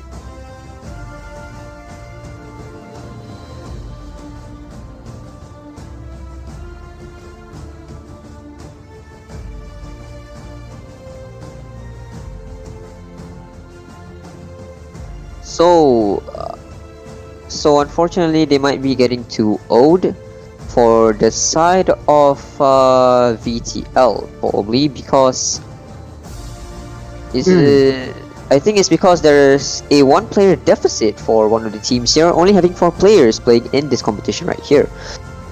That would be very sad. So because of that, it's actually VTL only having 4 players. Unfortunately, we're not going to see VTL play. We're not going to see the third matchup here today. We have your winners for this matchup here, which will be XC Ascend going against VTL 3-0. Unfortunately, we're not going to be seeing this matchup. Oh man, I was really hoping to see standoff Search and Destroy. And how Sparrows and Annihilators and Death Machines, all 3 operator skills can be used in hardpoint and control. Yes, but unfortunately, if you're because an experienced caster like me and Gator would be, like I said, expect something like this would happen, because it happens quite a lot, really. So I don't know, it's just bite the bullet and just wait for the 4th and final matchup right here, which will be Exodus. Oh, sorry, that was my bad. I looked wrongly. It will be Milo Esports versus SHUSHHH. get your votes in ready. Once we will be back in a few short while. I am Pexi the caster, and next to me will be Thanos the caster. We will see y'all in a few minutes. So yeah. Goodbye, everybody. Hope to see you guys after the break.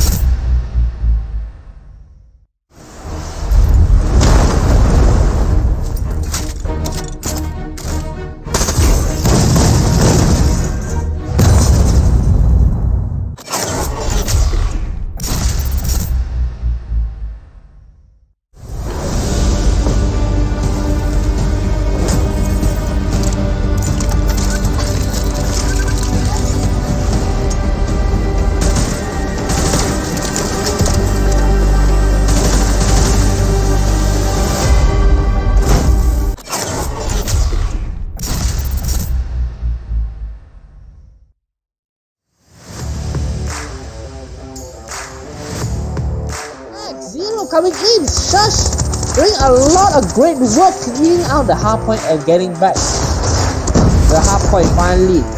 But what? Trying to win back the points 165 to 150 again, like what I said just now. Levi, what the hell was that? Match stat at Novio for 3 seconds, then started speaking. But against the Legacy, what did he do? He just wasted bullets on a wall. Levi coming in. Himself do a 1v2. Novio on his right. Get it from please. Oh, they were talking out with the Odin. They were talking out with the and he wins it. Auto also has 8 lives left. We need to put some their lives, these two teams. As random, here's one kill. Here's another one. Oh my man. Change from event, BTR finally losing all their lives from Kazu. So, oh my, coming in. But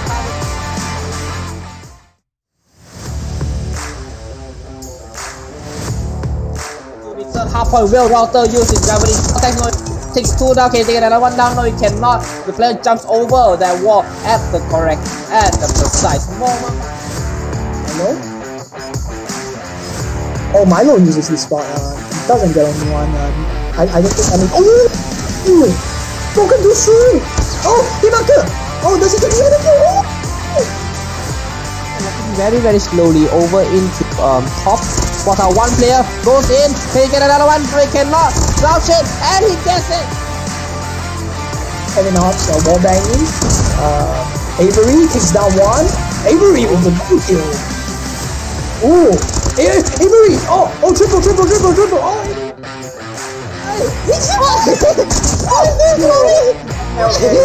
What was that? That... Oh, right behind the bomb site. Can he spot him out? No, he cannot. Can only face to face with the sniper, and he takes him out with the jump shot.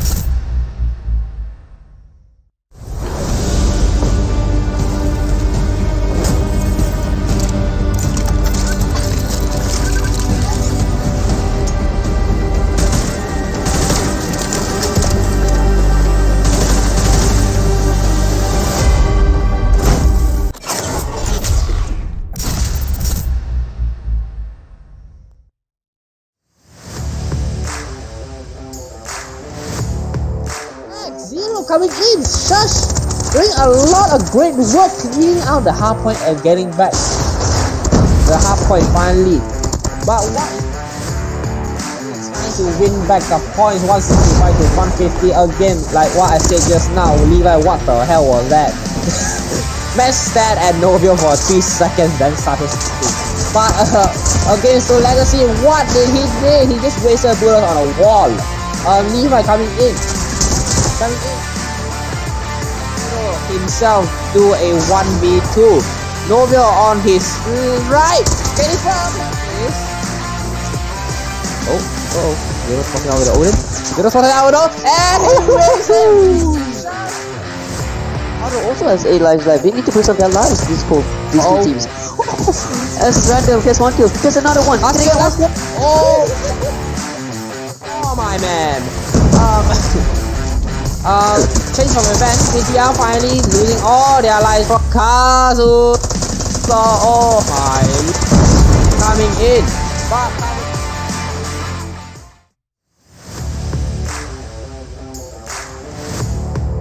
to be third half point, Will Router using gravity. Takes 2 down, can he take another 1 down? No, he cannot. The player jumps over that wall at the precise moment. Hello? Oh, Milo uses this spot. He doesn't get only one. I don't think any. Oh! Broken too soon! Oh! Himaka! Oh, does he get the other kill? Oh! Very, very slowly over into top. Spot out one player, goes in, can he get another one? No, he cannot. Slouch it, and he gets it! Kevin Hobbs wall banging. Avery takes down one.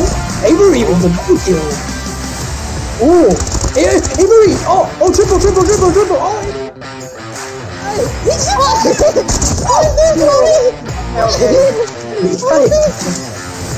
what was that? Oh, right behind the bomb site. Can he spot him out? No, he cannot. Currently face to face with the sniper, and he takes him out with the jump shot.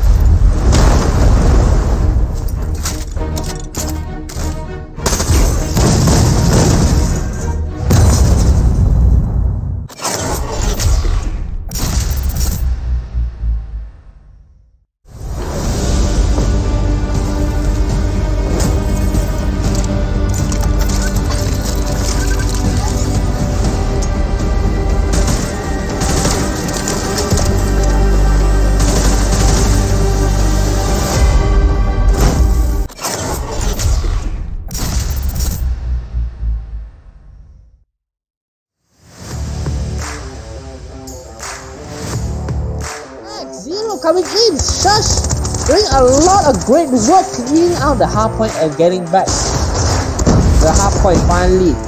But what to win back the points 165 to 150 again, like what I said just now. Levi, what the hell was that? Match stat at Novio for 3 seconds, then started speaking. But against the Legacy, what did he do? He just wasted bullets on a wall. Levi coming in. Himself do a 1v2. Novio on his right. Can he from this? Zero spotted out with the Odin. Zero spotted out with the and he wins it. Also has 8 lives left. They need to preserve their lives, these two teams. As random, here's one kill. Here's another one. Last one. Oh my man. Change of events, PTR finally losing all their lives from Kazu. So, oh my, coming in. But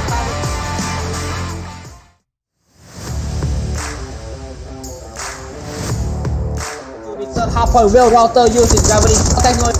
Takes 2 down, can he take another 1 down? No, he cannot. The player jumps over that wall at the precise moment. Hello? Oh, Milo uses this spot. Doesn't get anyone. I don't think any. Oh! Broken to shoot! Oh! Himaka!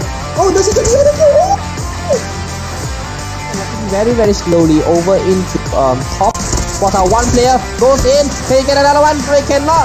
Crouch it, and he gets it! Heading off, so wall banging. Avery takes down one. Avery with the double kill. Ooh! Avery! Oh, triple! Oh, he's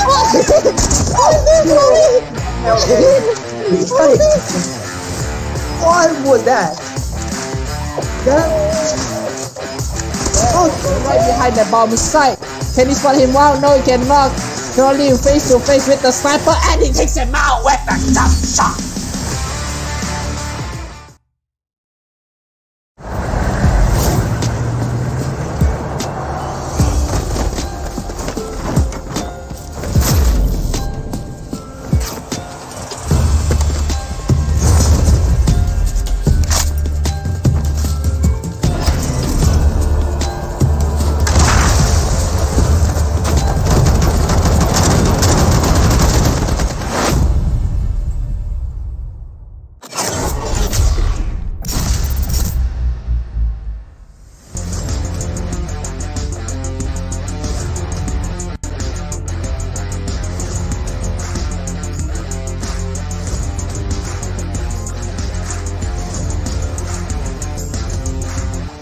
is the power player here for Hunt, getting the crucial kills for his teammate to get into the hard point. However, he gets one kill, another kill, can he get another one? Yes, he can! And he gets another kill! Another kill! The best now gets Hunter. It's gonna be a 4 Pandora test. Hisoka, my god. Sniper off. Can he get another one? Yes, he can. Can he get another one? He can! Players going against Hunter. Chloe gets one. Can he get another one? Yes, he can! Alright, sure. It's Korean guy. Okay, very good.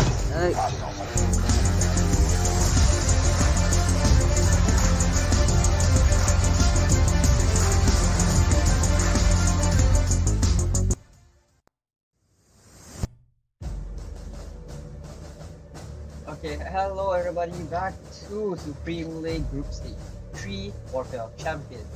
3. That's a lot of 3s. But anyways, welcome back. Alright, so moving forward, I think Flexty, I think your mic is still at the top of the headset. I think you've yet to pull it down yet. Now, Yeah. I forgot about that. I forgot about that. Forward into our next match. Let's hope that you and I can actually cast for a game this time. Now, considering that an unfortunate situation and a technical difficulty has actually occurred for the matchup between VLT and what's the other team again? XC Ascend. Oh yeah, XC Ascent, correct. Now, looking at the format of our Warfare Champions. Now, obviously, we all know how Warfare Champions goes down, but we will have to bring you all through again because WOC is different from the other tournaments that you will see. Now, I think the format will be coming up real quick. Alright, and the format is out now. We are looking. Now we are actually looking at the group stages right now, which has 16 teams, which has 4 groups in them. After that, we will be moving on to the playoffs, which has 8 teams with a double elimination right off the bat. After that, after the playoffs, is the team that will be determined as our champion of Warfare Champions right here. Now, yeah, and Fexty, once again, what do you think is the best perk of being champion of Warfare Champions? Well, I've said before, you got a little bit of clout here and there, but also the grand prize of, well, card points. That will be either 3rd place, 2nd place, or 1st place, as we're going to be looking over right here. Prize pool. 3rd place or 2nd runner-up will be 1,000 card points. 2nd place or 1st runner-up will get 1,500 card points. And 1st place, aka the champions of Warfare Champions, will get 2,500 card points. And remember that these teams often gets at least 6 or 7 players, especially the doctors. They have 7 players that time. So because of that, you can split it to 6 or 7 players, and you can then get actually enough for a battle pass or a lucky draw if you're feeling very lucky. Yes, definitely. And even though I don't play COD M anymore, I do know that COD points are really important to every single COD player out there, including you, Fexty. Yes, I ran out of COD points. Definitely. Now we'll be looking into the teams, and like we already mentioned previously, there are 16 teams in total, ladies and gentlemen. And over for me, I root for Team Valiant, and over for Fexty, It will be CKG Legacy. I guess we can see reasons why Team Valiant and CKG Legacy have been playing in Warfare Champions and monthly MSPs quite a lot actually. Especially for CKG Legacy, they have played for the Season 1 of Warfare Champions. So, seeing how these players play, especially for the players in CKG Legacy, I am sorry I have to say CKG Legacy, but it's because there are players that have played for Warfare Champions, and I've seen them play before for different teams. And the fact that they're in CKG Legacy makes me think yeah, this might be the team to beat. As well for Team Valiant, knowing how they played for some of the tournaments that we have here in Supreme League. Seeing two experienced players, knowing that they are the team to beat in the different group stages that they're in. And talking about group stages, we are looking over to the group A's to D. I'll be starting off with the group A. My favorite team, CKG Legacy, Team Beetroot, RS1 IGNIS, and AEIPATHY. Like I said before, CKG Legacy, a very experienced team. But we'll see here the three other teams that are actually very, very new in the Supreme League scene. Actually, I can say for a fact that 80% or 90% of the teams that we'll be seeing here today are all new teams that are going for Supreme League. We've never seen them before, and we're actually kind of excited to see all these players. They want to make a name for themselves in this competition. Yes, and definitely Supreme League is the place to be if you want to make a name for yourself. And looking over for Group B, we have Exodus, Average, and the Big Mac and GG Uprising. Of course, all these four teams are also relatively new in our WOC right here. And previously we have actually seen the matchup just earlier today of Exodus versus Average and D. And I think for this Group B, I think Exodus will be the team to beat as for now. Yes, I will see about that. I think you've already seen it, and I've already seen it a bit, so yeah, I'm actually really excited for what's going to happen for Group B.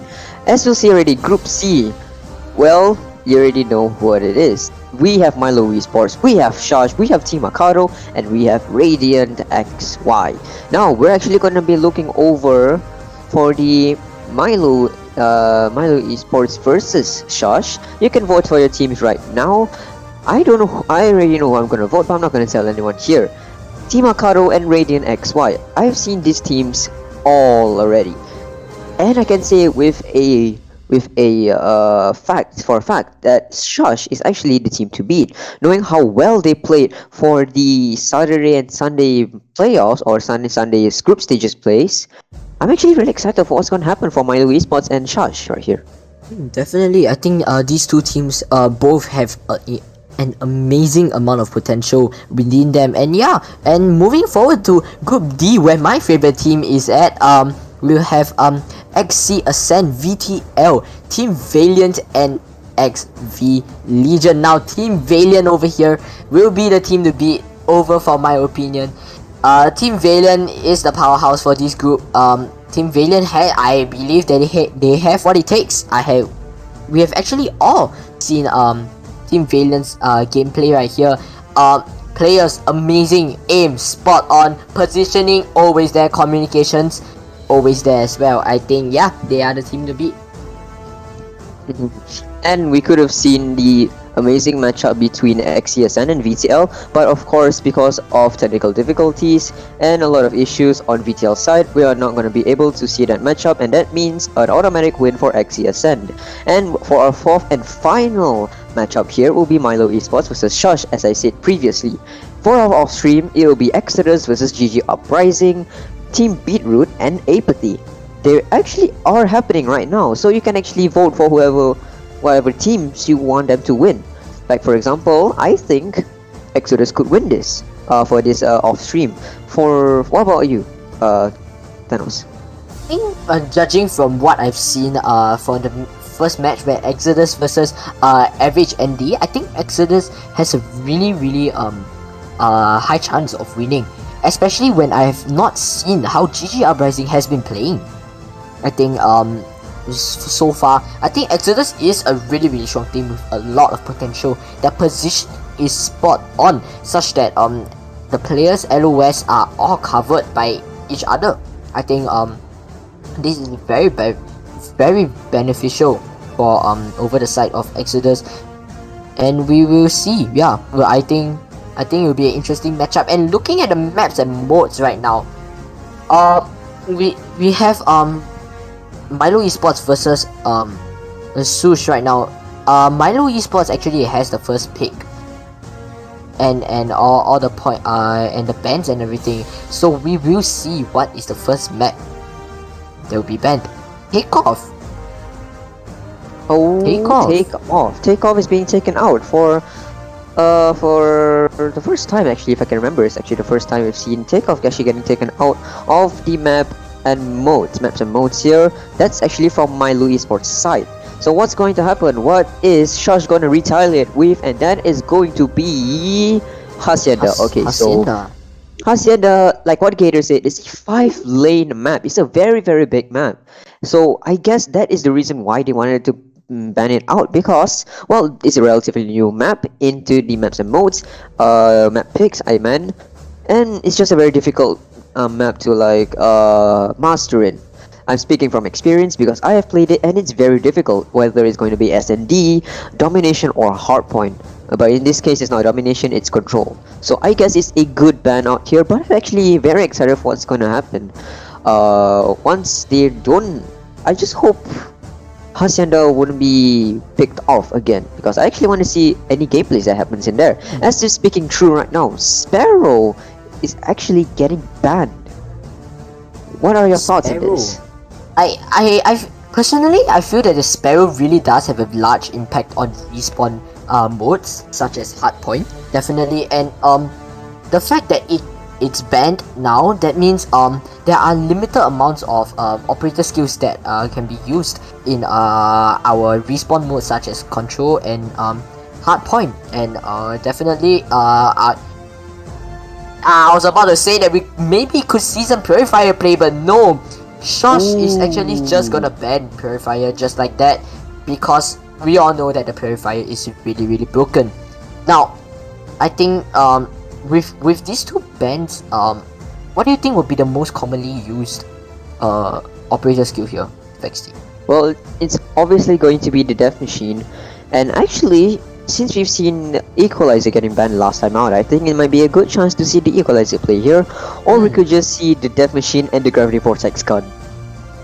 Oh, the Gravity Vortex gun. We haven't seen that in a while, and Standoff has been picked for our first hardpoint mode.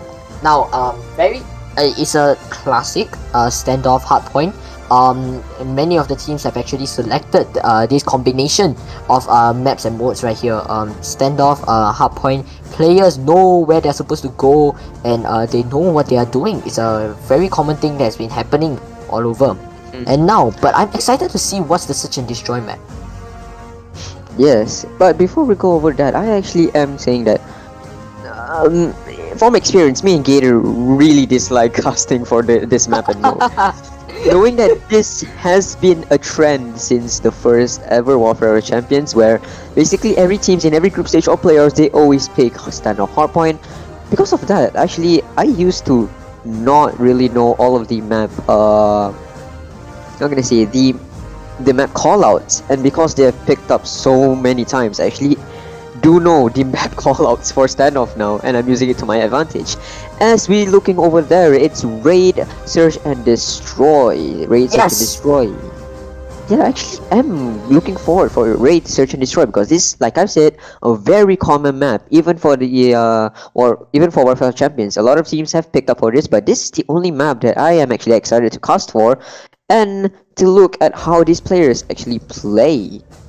Yes, definitely. For me personally, Raid, Search and Destroy has left a very memorable place in my heart. As I've seen, I will forever remember this. I've seen how Doctors has played Search and Destroy on Raid before. The 5-man hold on the midpoint of Raid. Everyone's angles were covered. Cross angles, crossfires everywhere. It was amazing to see how they won the round solely on mid control right there. And yeah, I hope that a team can up the standards that I have right here. As we see our last map and mode right here, we have Slums Control. Yes, finally we have Slums for the first time in Warfare Champions here. I'm very excited for what's going to happen here. I don't know all the callouts for this map because, well, it's a new map and I don't know how to play this map correctly. Knowing that how my luck is in Call of Duty Mobile, but I want to see what's going to happen here with these two teams going against each other in control slums.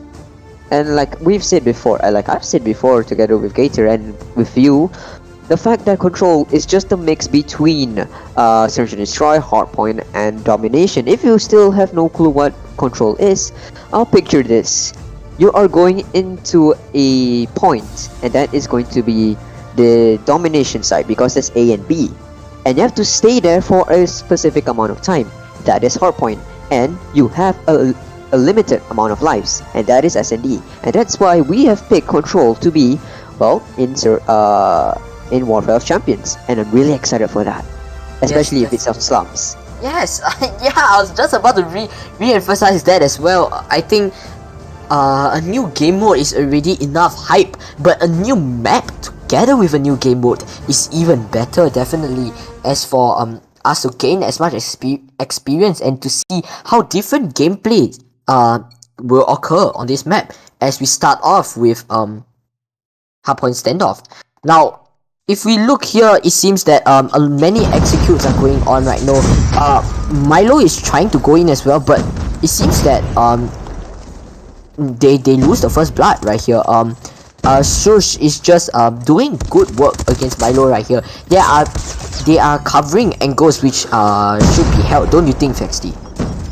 Yeah, they are. As they're like moving left to right to keep the enemies at bay.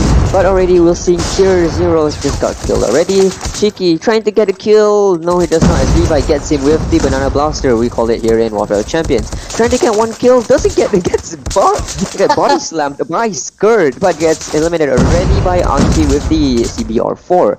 Velocity with the amazing grenade there on Anki. Kevin Ops getting probably as well. Zero getting the 2 kills with the kill, if I'm not so sure about that. You can see here Kevin just waiting onto the stairs right here to get any unsuspecting enemy to actually get people. But look at that, Puppy already onto the next hot point, getting one player off. Kevin Ops getting one. Can he get another one? Unfortunately, no. Levi with the good mobility already gets one off already. Going into the hot point already. Velocity getting on key, but Levi getting shaky by proning onto the doorway. I've never seen that before. Accessory C, Addicts with the killer 141. Getting one kill but doesn't get Skirt with the CBR4. Look at that, Shiki already going up into the window, trying to get one kill. No, without a heartbeat that's been skipped. Puppy already get one kill already. Zero getting that kill for Puppy, being the OBG player already inside a hard point for a very long time right here. Shiki gets one kill, doesn't need to as his teammates already get it for him. Velocity gets one kill, can he get another one? No! Puppy gets it already. Now, what do you think here? What do you think? What do you think about the gameplays that you're seeing right now? I think that SHUSHHH is actually holding a lot of very crucial angles and securing many crucial kills like what Puppy has just done right here. I think that look at this positioning by Addict right here together with Zero right here. Their positioning is spot on and they know what to look out for. Predator missiles are going out and everything is just being held really well, but Milo does have the advantage over for rotations here. I think something is going on. These two teams do have advantages in their own special and unique ways. SHUSHHH has the gunfight, they have the positioning, but Milo does have the early rotations. So Milo does have the advantage towards objective plays, but over for mechanical skills, I think SHUSHHH does have the advantage. But just as I say that, Avery with the gravity spikes. Wait, Levi with the gravity spikes as well. Amazing, with the triple kill clears the entire hard point up there for his team. And I think, don't you think it's really amazing how these two teams seem to be neck to neck, Fexty? Yes, it seems right here. This is actually one of the closest games we've ever seen in Warfare of Champions Season 3. Looking over here, Addict's already seeing 2 players onto the boxes right here. Pulls out the Annihilator. Does seem to see that no one's at the boxes right now as they're moving into the hard point already. There's 2 players inside there. Can I get one kill? Wait, oh my god, no! Can he get one kill? Yes, he can! Can he get one more? Destroys the trophy systems and get the other one as well. He gets Avery and Velocity out of the equation. Can he get another one? Yes, he can. Can he get one more? Yes, hurry! He gets it for the teammates and they're all going into the hard one right now. Staying into the boxes right here. Skirt with the CBR4 gets one kill. Can he get one more? Yes, he can. Can he get one more? Just needs to hip fire. Doesn't get it as Anki gets gets him with the CBR4. We can see a lot of CBR4 and Mac 10 plays right here. You can see here except for Zero using the Kilo 141. That's an exception right there. As you can see already, Velocity moving around aimlessly, getting killed already by Zero onto the statue. Shiki gets him, but spots him, but doesn't get the kill. Amazing aim by Zero right there, but getting killed already. Edix with the Predator missile kill on Skirt, if I'm not so sure about that. You see already, Kevin Ops and his teammates Avery trying to get up into the top granny, just try to get Puppy off. Puppy with the great hip fire accuracy, getting Shaky out. What do you think of this gameplay right here that you're seeing right now by Puppy? I'm seeing right now, like I said, SHUSHHH is just securing the kills right here. They are doing a good work at playing mostly for kills, and really, if I have to say, they're playing objective one way or another, meaning that they are really just trying to secure crucial kills such that their team can actually play objective really well, such that the enemy players are not around anymore.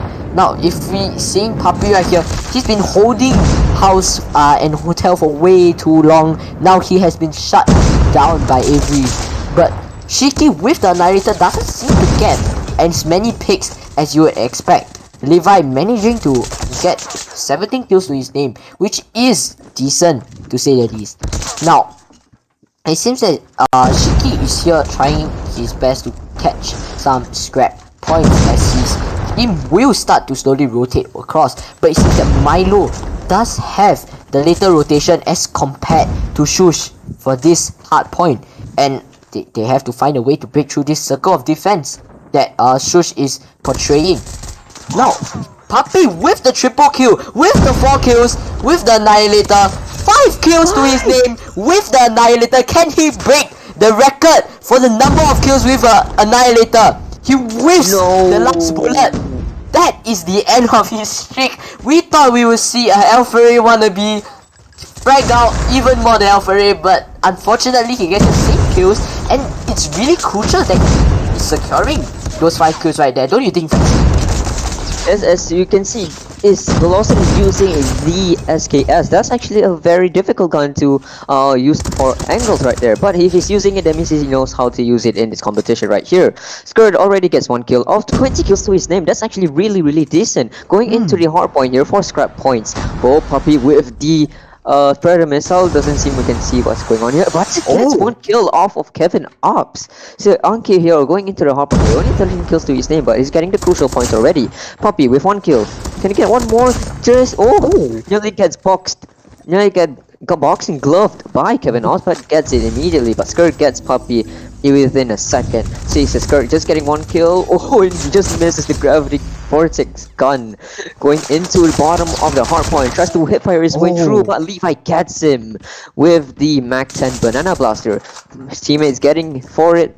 Puppy just getting Shiki off of the equation. Skirt just got concussed and killed at the same time. Shiki and Velocity just getting the kills left and right, but it's not doing anything for the team right here. 206, 298. They haven't even get into 100, but as soon as I said that, no, they're not even getting down to 100 even. They're still less than 100 points for the side of Milo Esports. This is very crucial here. Avery just pushing for the life of him. Doesn't get the points already. Look at that from Levi, just staying there, getting the hard point right there. Okay, it's Kevin Ops getting 1 kill. No, it doesn't need. Yeah, he does get 1 kill. 299. Later by Anki. Velocity gets 1 kill. Can he get 1 more? He spots out, but he doesn't get enough time to actually get him. They're not even getting a single point to get to 100. This is very crucial. But as soon as I said that, Skirt with the death machine gets 1 kill. With the death machine, can he get 1 more? Doesn't spot him. Unfortunately, doesn't spot him at all.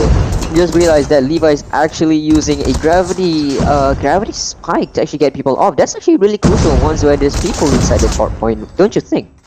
Yeah, definitely. I think the fact that you can use a gravity vortex in a sheltered place to launch yourself forward and strike down even faster, I think it's really crucial, and it's a huge advantage, as as we are talking here, Edik with the triple kill.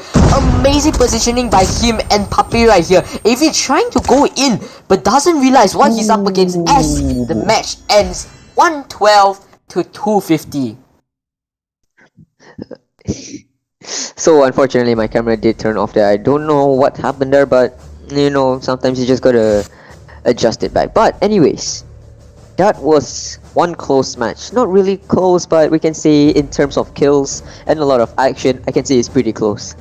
Definitely. I think you cannot underestimate these teams whatsoever. Milo Esports has showed us with the early rotations and the decent amount of kills that, hey, we stand a chance. We are not backing down without a fight here. And today, we may have lost this game, but I'm sure that they are going to emerge stronger for the next game. Yeah, Siri, I do believe that.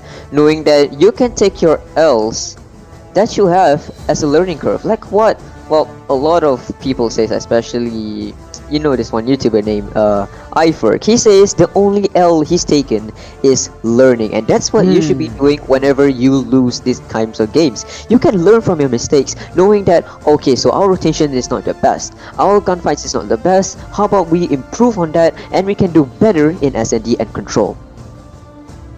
Definitely. I think that just because a team did not perform well in hardpoint does not determine whether they will perform well in S&D. And definitely, to say the least, I am one of these players as well. I cannot do hardpoint or any respawn maps whatsoever, but I can play S&D decently, and I am excited. And I really hope that I can see some amazing gameplay. We can see some amazing gameplay and analyze them together for you, beautiful audience here today. And as we're talking about analyzing, we can see the how can I say, the results breakdown here for this one match.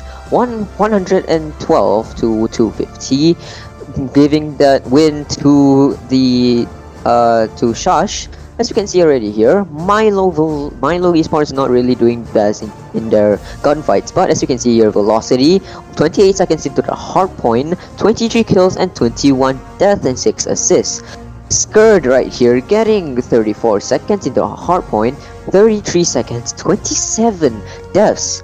That's a negative KD right there. As you can see in the side of Milo Esports, the only person who's never gotten a negative KD is actually velocity, but that's even cutting it close with only 23 kills, only 2 kills more than his death ratio. As you can see here, Avery getting 18 to 28, only 43 seconds into the hard point. Kevin Ops only having 8 seconds, unfortunately, 14 to 30, and Shiki getting the most out of the entire team, 51 seconds, 12:32. Moving on to the winners of the hard point, you can see Puppy here. Amazing gameplay from him, especially that 5 kills with the Annihilator, doing what we call the Alphari gameplay right there on standoff, especially in standoff, because that's actually the same map where Alphari did that entire thing. As you're looking over, Puppy with 36 kills and 21 deaths, 1 minute and 21 seconds, the most out of his entire teammate, fragging out and being the OBJ king. That's what I call a top team player there. As we're looking over to second place, Levi only getting 2. Oh wait, I didn't see that properly. 2 minutes and 22 seconds. Oh, that's the real OBJ player right there. 27 kills and 14 deaths. Also having a lot of gunfights, including one CS1 with the gravity spikes. That's what I call a team wipe there for Levi right there. Zero. We've never seen a lot of gameplay from him in this one match. Only 1 minute 16 seconds, 29 kills and 19 deaths. Edix, also another team player we've never seen a lot of, only getting 29 and 13, the same amount of kills as Zeros respectively. And Anki, although he's just the bottom fragger, he still fragged out really well with 17 kills and 23 deaths and 1 minute and 16 seconds respectively, meaning that he's also helping in the OBJ and getting crucial information for his team right here. Yes, definitely. I think that the reason why SHUSHHH had such an advantage over Milo Esports for this game is because of how they are able to secure the kills. They have proven that to us in this matchup. I think you and I both can agree on that. And next up, definitely securing kills will be the whole moral of this next game mode, search and destroy. And I really want to see how Raid will be playing out in among these two teams. I have seen Doctors, they are able to hold mid so well, so perfectly. I will never forget. That was memorable, man. I'm just very, to this day, I'm still very amazed at how the Doctors were able to just hold mid the whole game and be able to instantly wipe the enemy team just like that. I think this is a strategy that many different teams can incorporate, but executing the strategy will be the hard part. Yes, as I have from experience, because I've been into a lot of top teams before. Top teams as in, well, very underrated teams that no one has heard of, but we've still pulled off in a lot of scrims and a lot of inners right there. But I have a lot of experience playing on Raid, Search and Destroy, especially in the OG days in Call of Duty Mobile, where I always have the Arctic 50 kills all day round in Raid Hardpoint or Search and Destroy. I always have the Arctic 50 build that is for ADS speed, and man, oh man, I miss those days. But now we have to look over to the future of Call of Duty Mobile, and these are the teams you should be looking out for, especially SHUSHHH and Milo Esports. Although they have lost, I hope they have learned their lesson, and I hope they'll be doing very, very well. If not, doing a very close game for SHUSHHH, and that would set the stage to see who would win. Because if they win this, there will be a tiebreaker. Definitely. I think a tiebreaker is something that we are all looking forward to. Yeah, I think I'm excited to see how this will go. Really. Yes, Siri, and I hope to see more amazing gameplays, just like Puppy's Annihilator gameplay. I think that is guaranteed to be in the highlights. I'm not joking, that is going to be one of the highlights right there for when we have a highlights video uploaded here to Supreme League. Remember to subscribe to the Supreme League channel, turn on the bell notifications, and also follow our Instagram as well. Share the stream to everybody so they can be informed. As we're moving on to the first matchup already, or as in the first S&D match already for these two teams right here. Levi with the gold, the DLQ looking over into B, knows that his teammates are actually going for the B plants right here. He's looking at Avery. Oh, nearly gets spotted out. Can he get one kill? Moving around, doesn't need to, as his teammates gets it for him. Looking over there, Avery actually spots one teammate. That's a legendary grenade, right? That's one way to spend money right there, just using a legendary grenade up there. Puppy gets concussed right there into swimming pool. Avery is just staying there with Skirt into a bomb right here. Still hasn't planted the bomb yet, unfortunately. Looking over, he's getting wall banged right now. Ooh, Avery! Skirt gets the kill already. I thought Avery was gonna get the kill, but Skirt clutches it up, gets the kill. Levi getting spotted out by Avery, gets the kill already. These two players are the only ones pulling up for the team right here. Only two players left for Edix. Edix getting one kill already. Amazing shot right there. Zero with the Odin, gets one kill. Yes, he can. Two-shot Odin right here, which is still very broken if you ask me.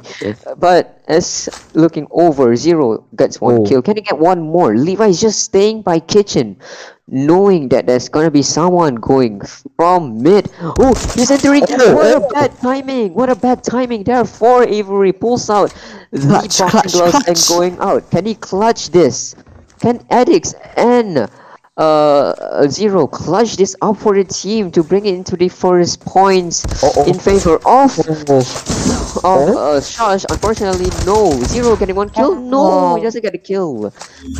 Unfortunately, look at that. Skirt actually got the double kill if I'm not wrong. That was amazing gameplay from there, from the side of, actually from the two players right there. That was amazing, the two players. Yeah, it's just unlucky that SHUSHHH was not able to just secure the last kill with their Odin right there.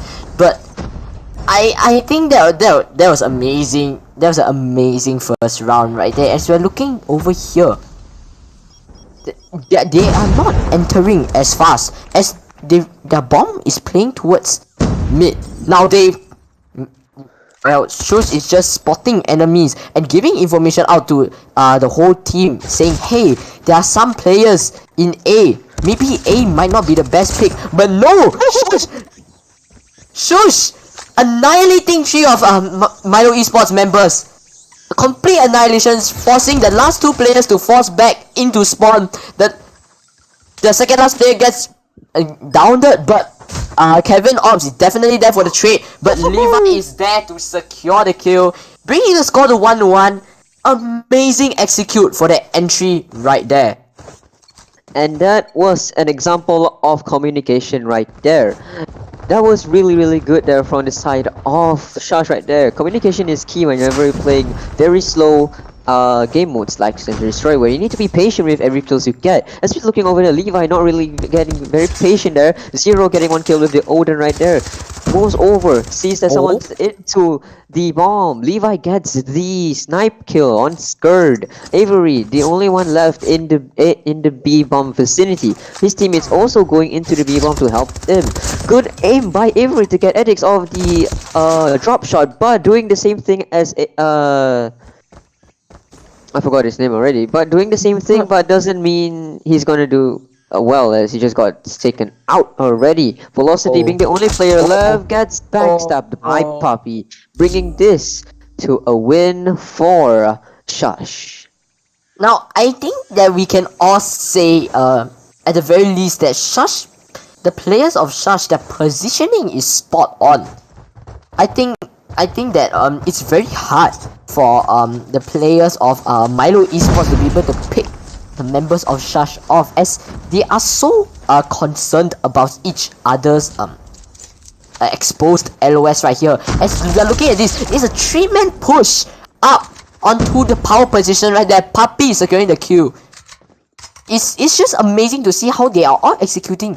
But did Puppy actually see the head glitch over on Kevin Ops right there?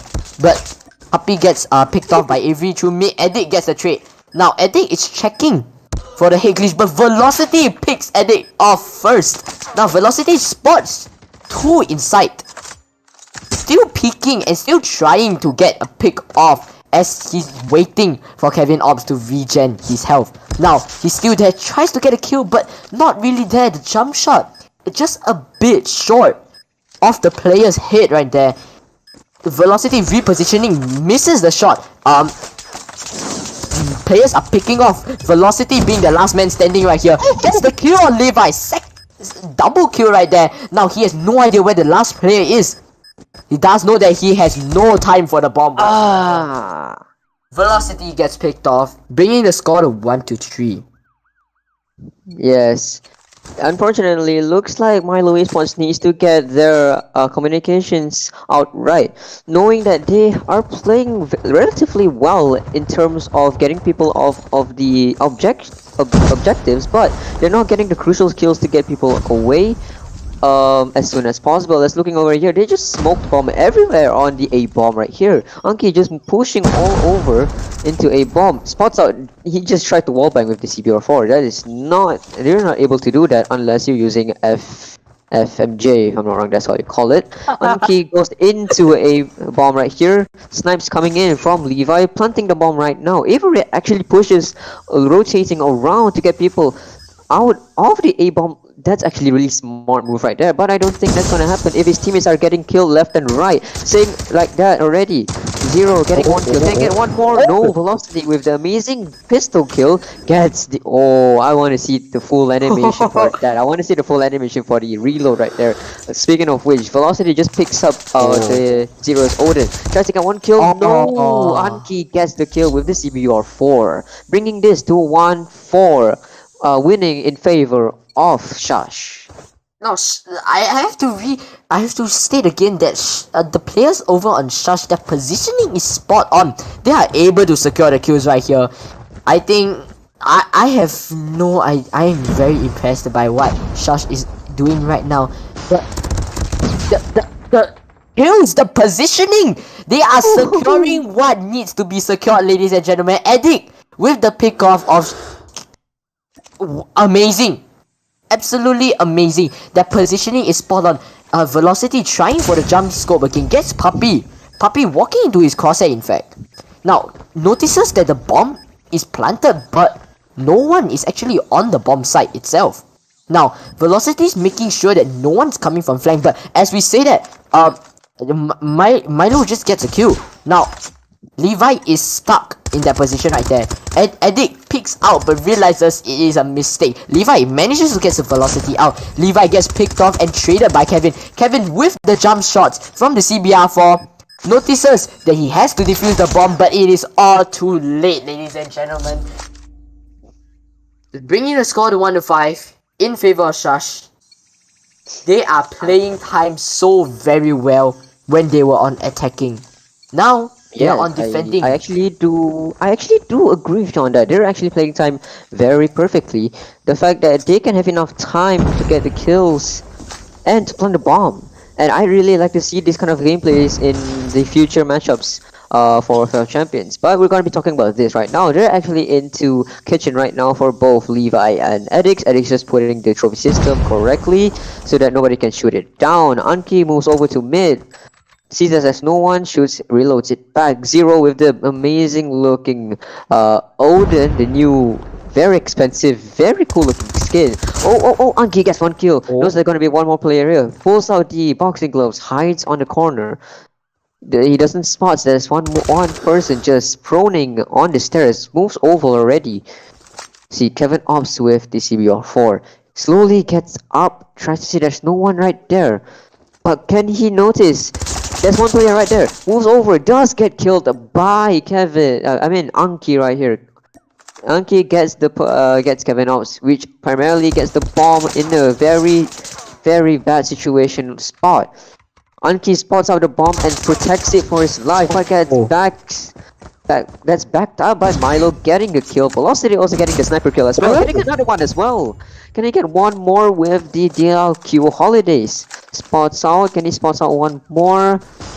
They're by the A bomb. The only person left in the A bomb is, I believe, that is Zero with the Odin. Spots out Odin. Oh, Zero getting the kill and getting another one as well, but gets taken out by Avery.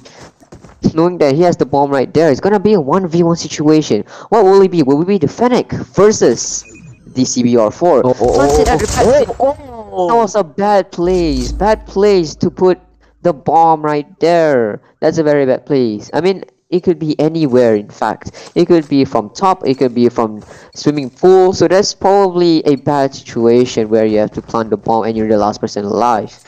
Definitely, I think that it's really important to know where the enemy is and where the enemy is not.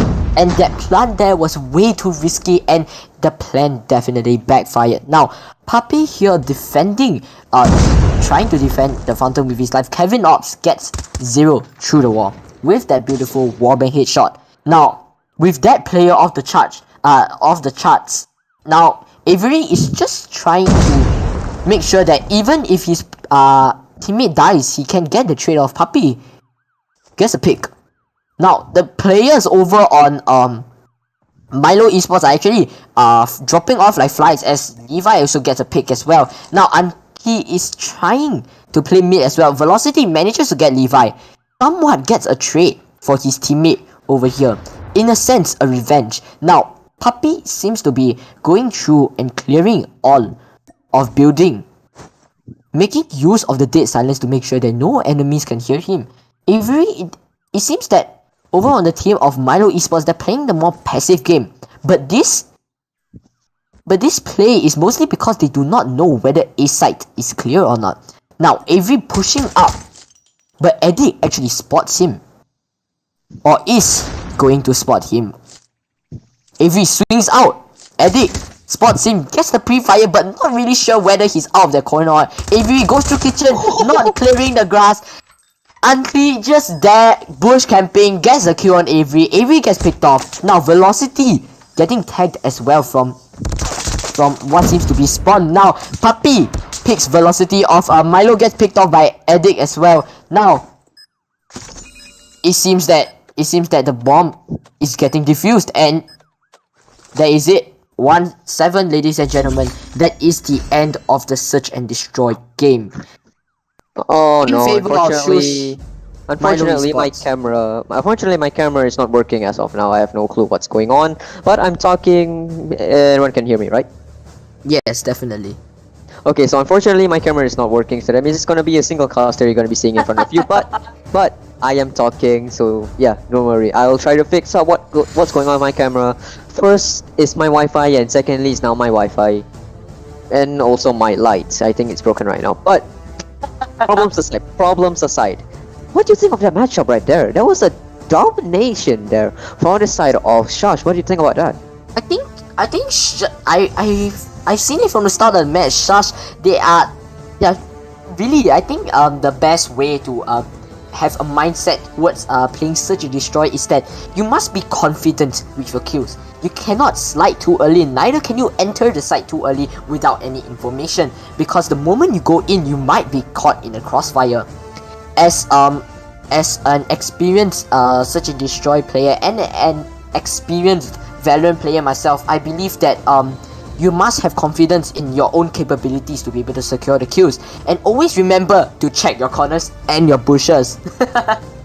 Yes, sirree. Especially for the side that Unky just was one with the trees, was one with the bushes, comes there and waits for an enemy to move over and gets it with the CBR4. That's what I call creative thinking right there, because he's just, maybe it might be because of his skin that he's using, the character skin that he's using, the fact that he blends well with the surroundings, and that's why picking a very good skin, a very good character for this competition is very crucial as well. You have to take in a lot of factors, not only the gun you're using, your strategies, but also the characters. Probably we need to ban some of them because it might be too powerful, but for those that are very crucial and that can be used, yeah, you are going to be one menace of a player in competition. Especially for Unky here, just sits there waiting for an enemy in the bushes. Yes, definitely. I think that play was insane. That is yeah, you don't get to see that often, ladies and gentlemen. But I think SHUSHHH has actually proven to us that, hey, we are not backing down without a fight. We stand a chance, and we are here to win. Definitely. SHUSHHH showing no mercy towards Milo Esports over for the side of S&D. Now, before we look in at the schedule for in a bit, I just want to state that the fact that Addict and Puppy is that even though Puppy's kills are not that high as compared to Addict, but the two of them are actually there to really take area for the team.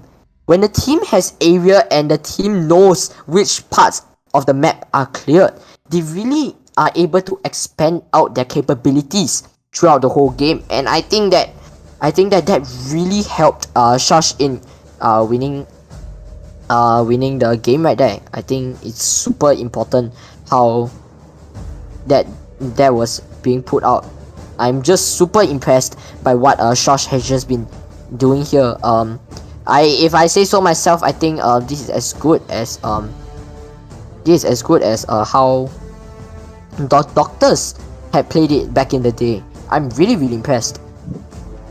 I'm really impressed as well. Now moving on to the last ever game for this live stream, and especially for this matchup right here against Milo Esports versus SHUSHHH, would be Control Slums, picked up by Milo Esports respectively. Now, talking about Slums, it is a very new map as well as Hacienda in this map Vetoes, knowing that it's very difficult to play, especially for these new maps where people have not really practiced in these maps before.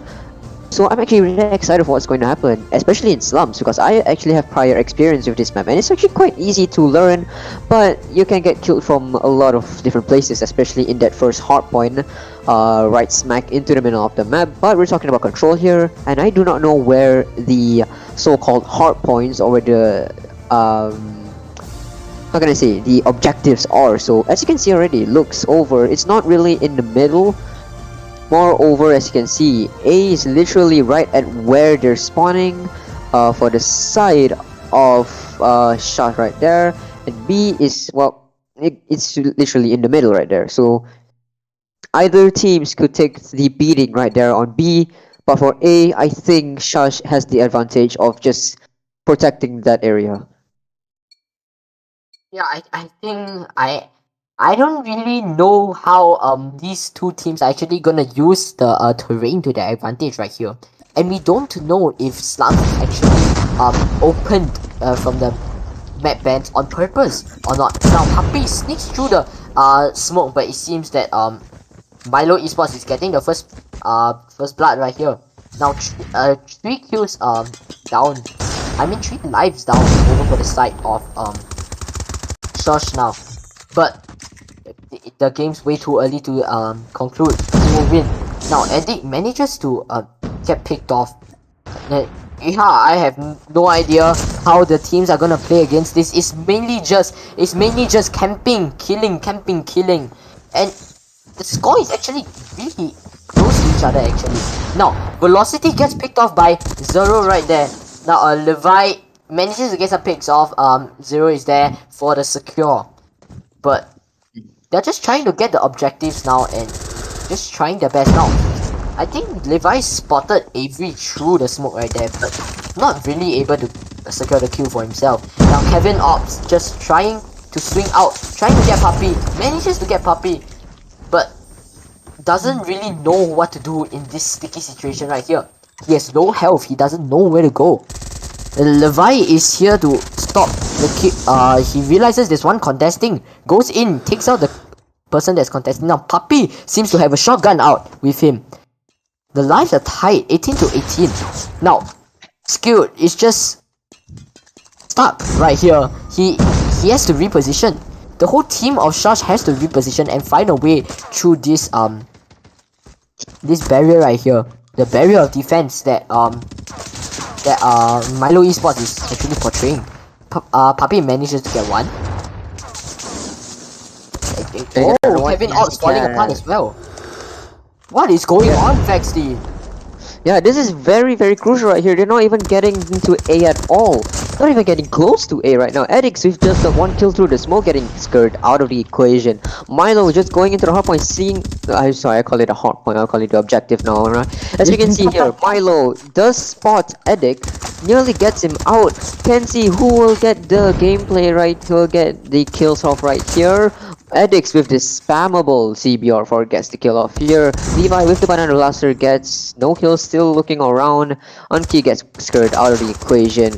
Unki gets one more. Yes, he can. He gets Kevin Ops. Gonna get the low health player right there in this left.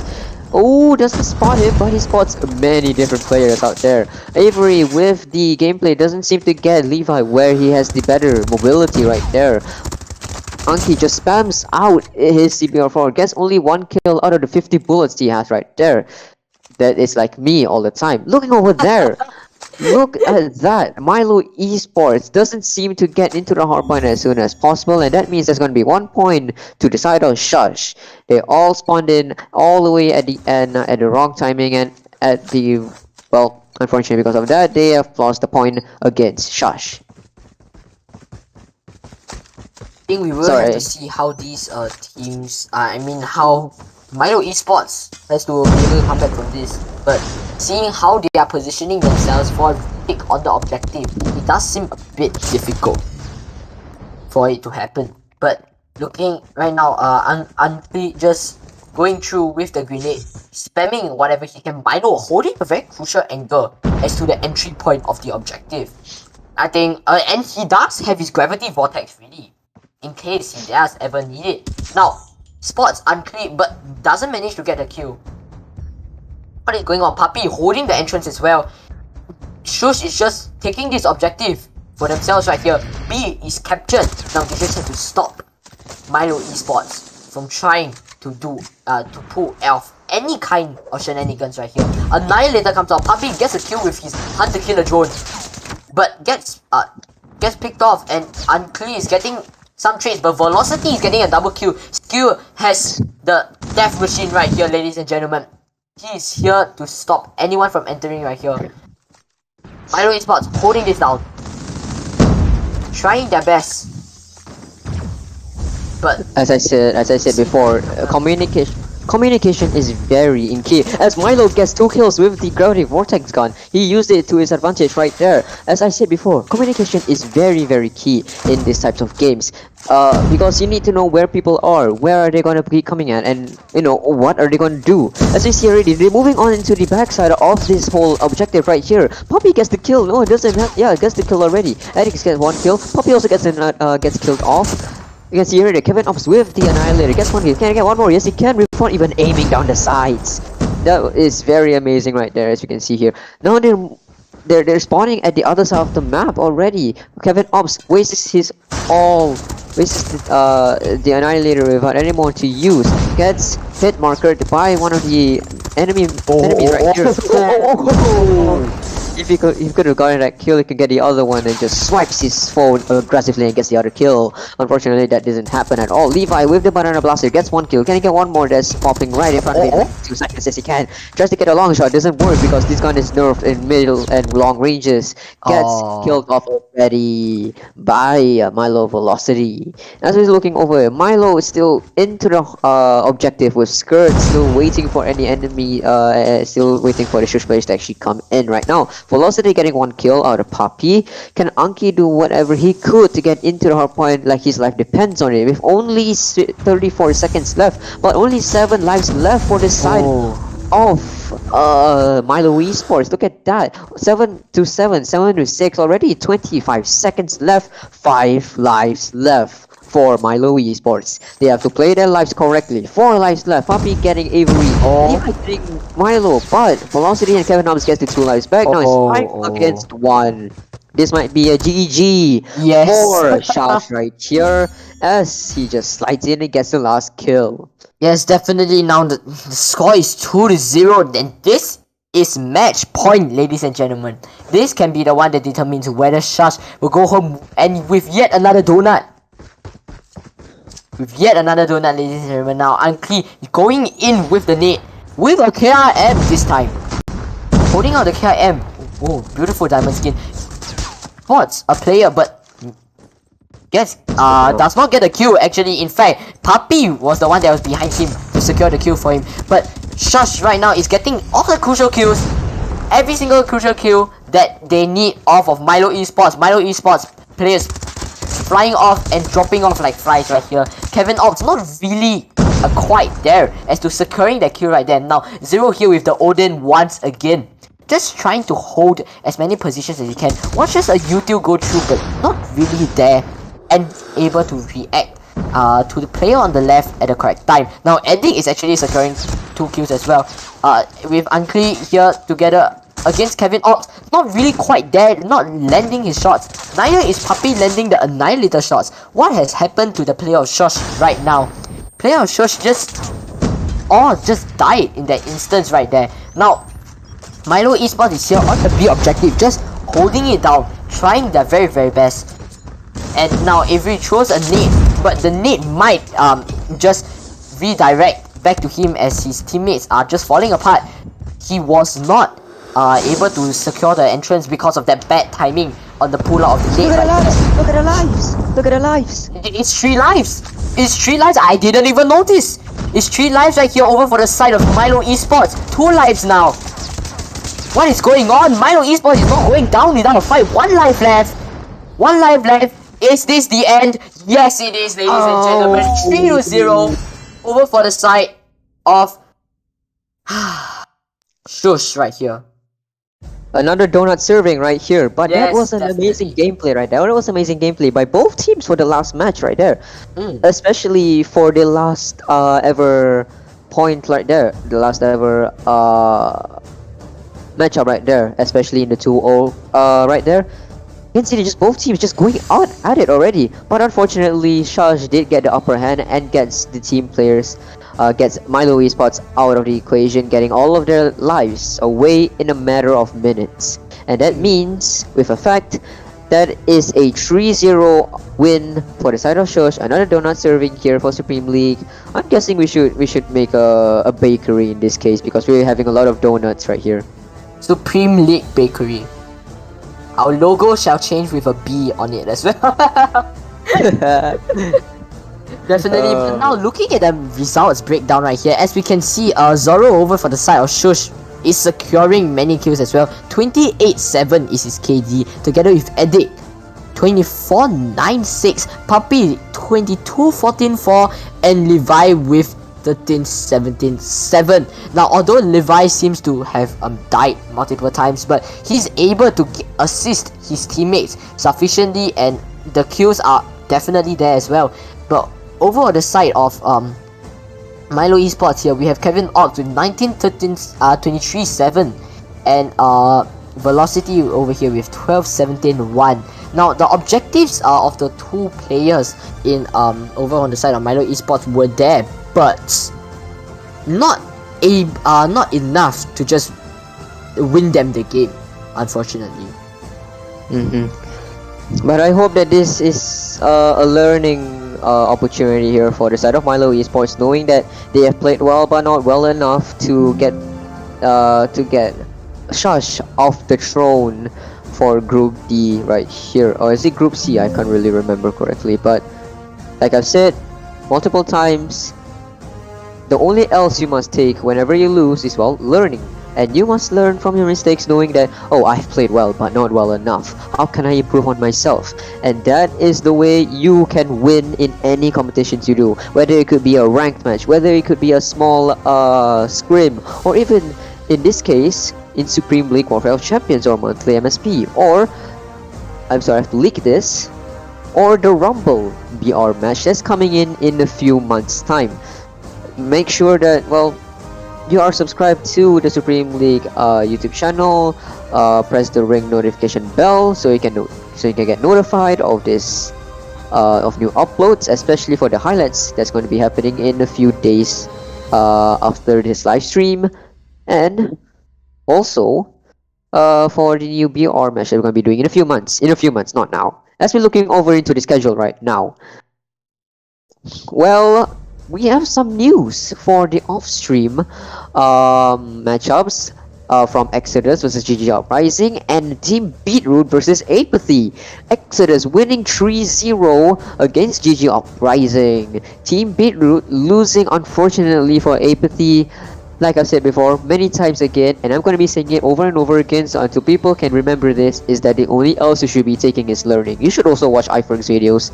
You can also learn from him that the only L you should be taking is learning. Learning how you can play better, learning how you can improve on your skills, and also learn to just have fun in the game, because, well, you know, you should only have fun. If you lose, so be it. At least you had fun when you're playing the game.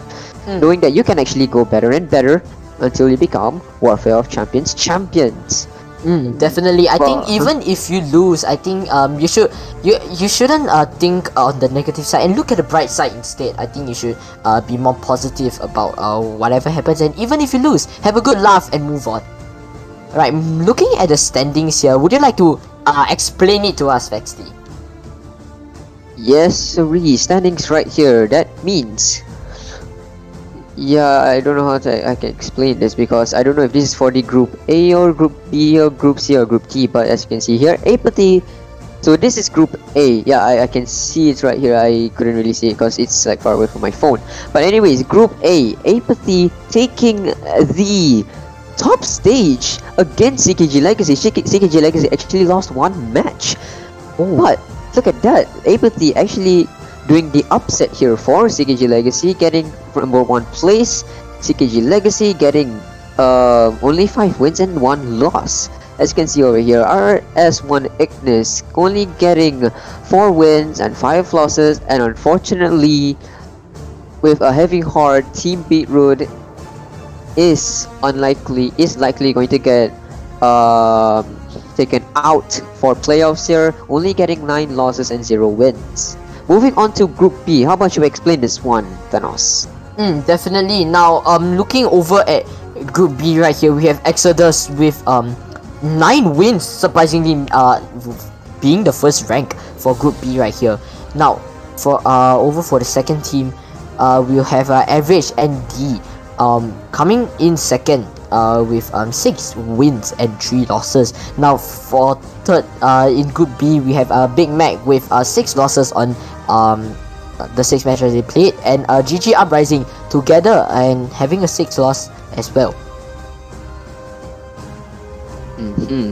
Very, very unfortunate. Yeah, that means with a fact, probably Big Mac and GG Uprising will not be playing for the rest of the tournaments right here, but we have to wait and see. Going on to Group C already, we have drumroll. We have SHUSHHH winning all matches. Winning all matches that there have been since the start of this competition. Going against Milo Esports, they've won 3 matches already, bringing them to a 9-0 in the standings right here. As you can see, Milo Esports winning only 3 matches and losing 3 matches right here. As you can see here, Milo Esports only needs the last ever matchup to actually stay, or they could get taken out by either Team Akaro. Well, actually, no, yeah, they could actually get taken out by Team Akaro if they lose the last ever matchup they could be in, and Team Akaro, if they win at least 4 more, they can actually advance. They can get advanced into the playoffs right here. Fortunately, on the bottom 4th place, we're not gonna be seeing the teams right here. Moving on to Group D. I'm guessing you want me or you want Thanos to do this. I think Thanos, you should talk about the Group D because I need to drink a lot of water. Oh god. Yes, definitely, Faxley. Alright, so looking at Group D, surprisingly, XC Ascend actually wins. It comes out first for Group D. With 6 wins. Team Valiant coming second with 3 wins and unfortunately 3 losses. Now coming in third, XV Legion with 2 wins, 1 loss, and VTL with 1 win and 8 losses. Now I think it is a pity that that VTL is out, but VTL has lost 8 matches, but I think that we can all take this as a learning experience, and that everyone should learn from what has actually happened from all of these group stages right here. Don't you think, Vexley? Yes, sorry, as well, probably it might be boring and a little bit annoying that I've said it a lot of times. But yeah, you should take this as a learning curve, especially for me, a retired competitive player for Call of Duty Mobile, knowing that I have lost a lot of matches in my experience being a competitive player. So I can say that yeah, you can actually learn a lot from these players that you're going against, especially in scrims when you're going against very big players, against big teams. Learning from how they play, learning from how they communicate. That's one way of, you know, being the best in your abilities to actually win in any sort of competition, especially for Supreme League or fellow champions. And yeah, that's all I could say for the both of us. It is one very interesting live stream and a very interesting day that we've been. Only having one time when we couldn't really see the matchup, unfortunately, against XDSN and VTL. But I hope that is not gonna be the case for the next day right here, as you will see grazing in front of your screens right now. Group stage day 4. I believe this is going to be the last day for group stage right here. It will be Team Valiant versus XV Legions. Team Akaro versus Radiant XY. Apathy versus CKG Legacy. I'll be looking forward for that match right here. Big Mac versus GG Uprising. XV Legions versus XC Ascend. And Milo Esports versus Team Akaro. The last 2 are going to be off stream, but I hope we are able to see the conclusions to those 2 matches in the live streams.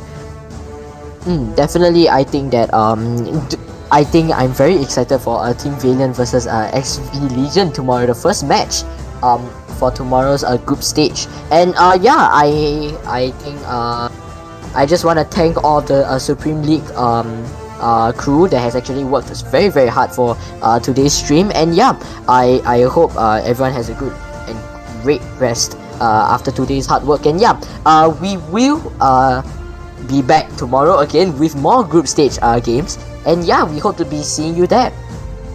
And last words, Remember to subscribe to Supreme League YouTube channel. Press the ring notification bell so you can get notified of any live streams that we'll be having, especially for tomorrow and on Saturdays and Sunday. And well, because we also put highlights in this channel, you should also check that out as well. Follow our Instagram as well, and follow the Supreme League's Instagram as well. I'm Fexty the Gamer. Next to me is Thanos, the amazing Twitch streamer right here. Well, thank you so much for being with us. We'll see you tomorrow. Goodbye. Alright, see you guys tomorrow.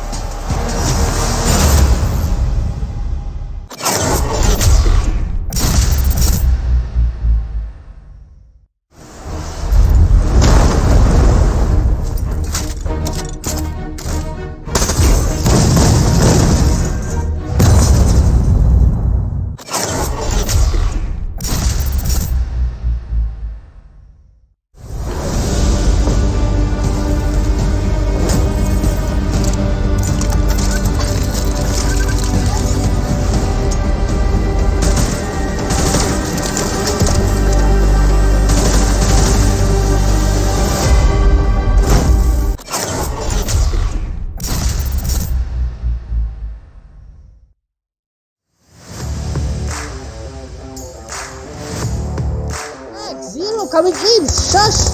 Doing a lot of great work cleaning out the hard point and getting back the hard point finally. But what?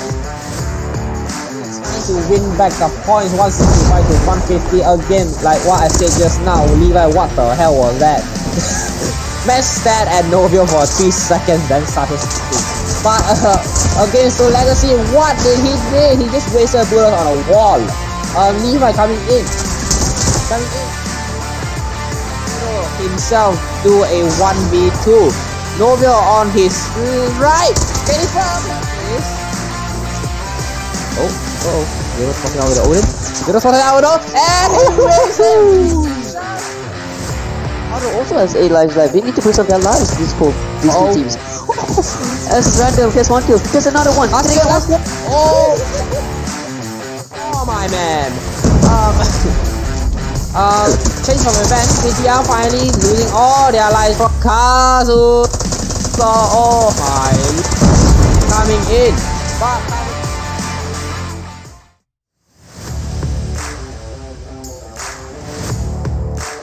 third half point will router using gravity technology. Takes 2 down, can you take another 1 down? No, you cannot. The player jumps over that wall at the precise moment. Hello? Oh, Milo uses this spot. Doesn't get anyone. I don't think any. Oh! Broken to shoot! Oh! Himaka! Oh, does he get the other kill? Very, very slowly over into top. Spot out one player, goes in. Can he get another one? No, he cannot. Slouch it, and he gets it. Kevin Hobbs wall banging. Avery takes down one. Avery with the double kill. Oh, Avery! Oh, triple! Oh,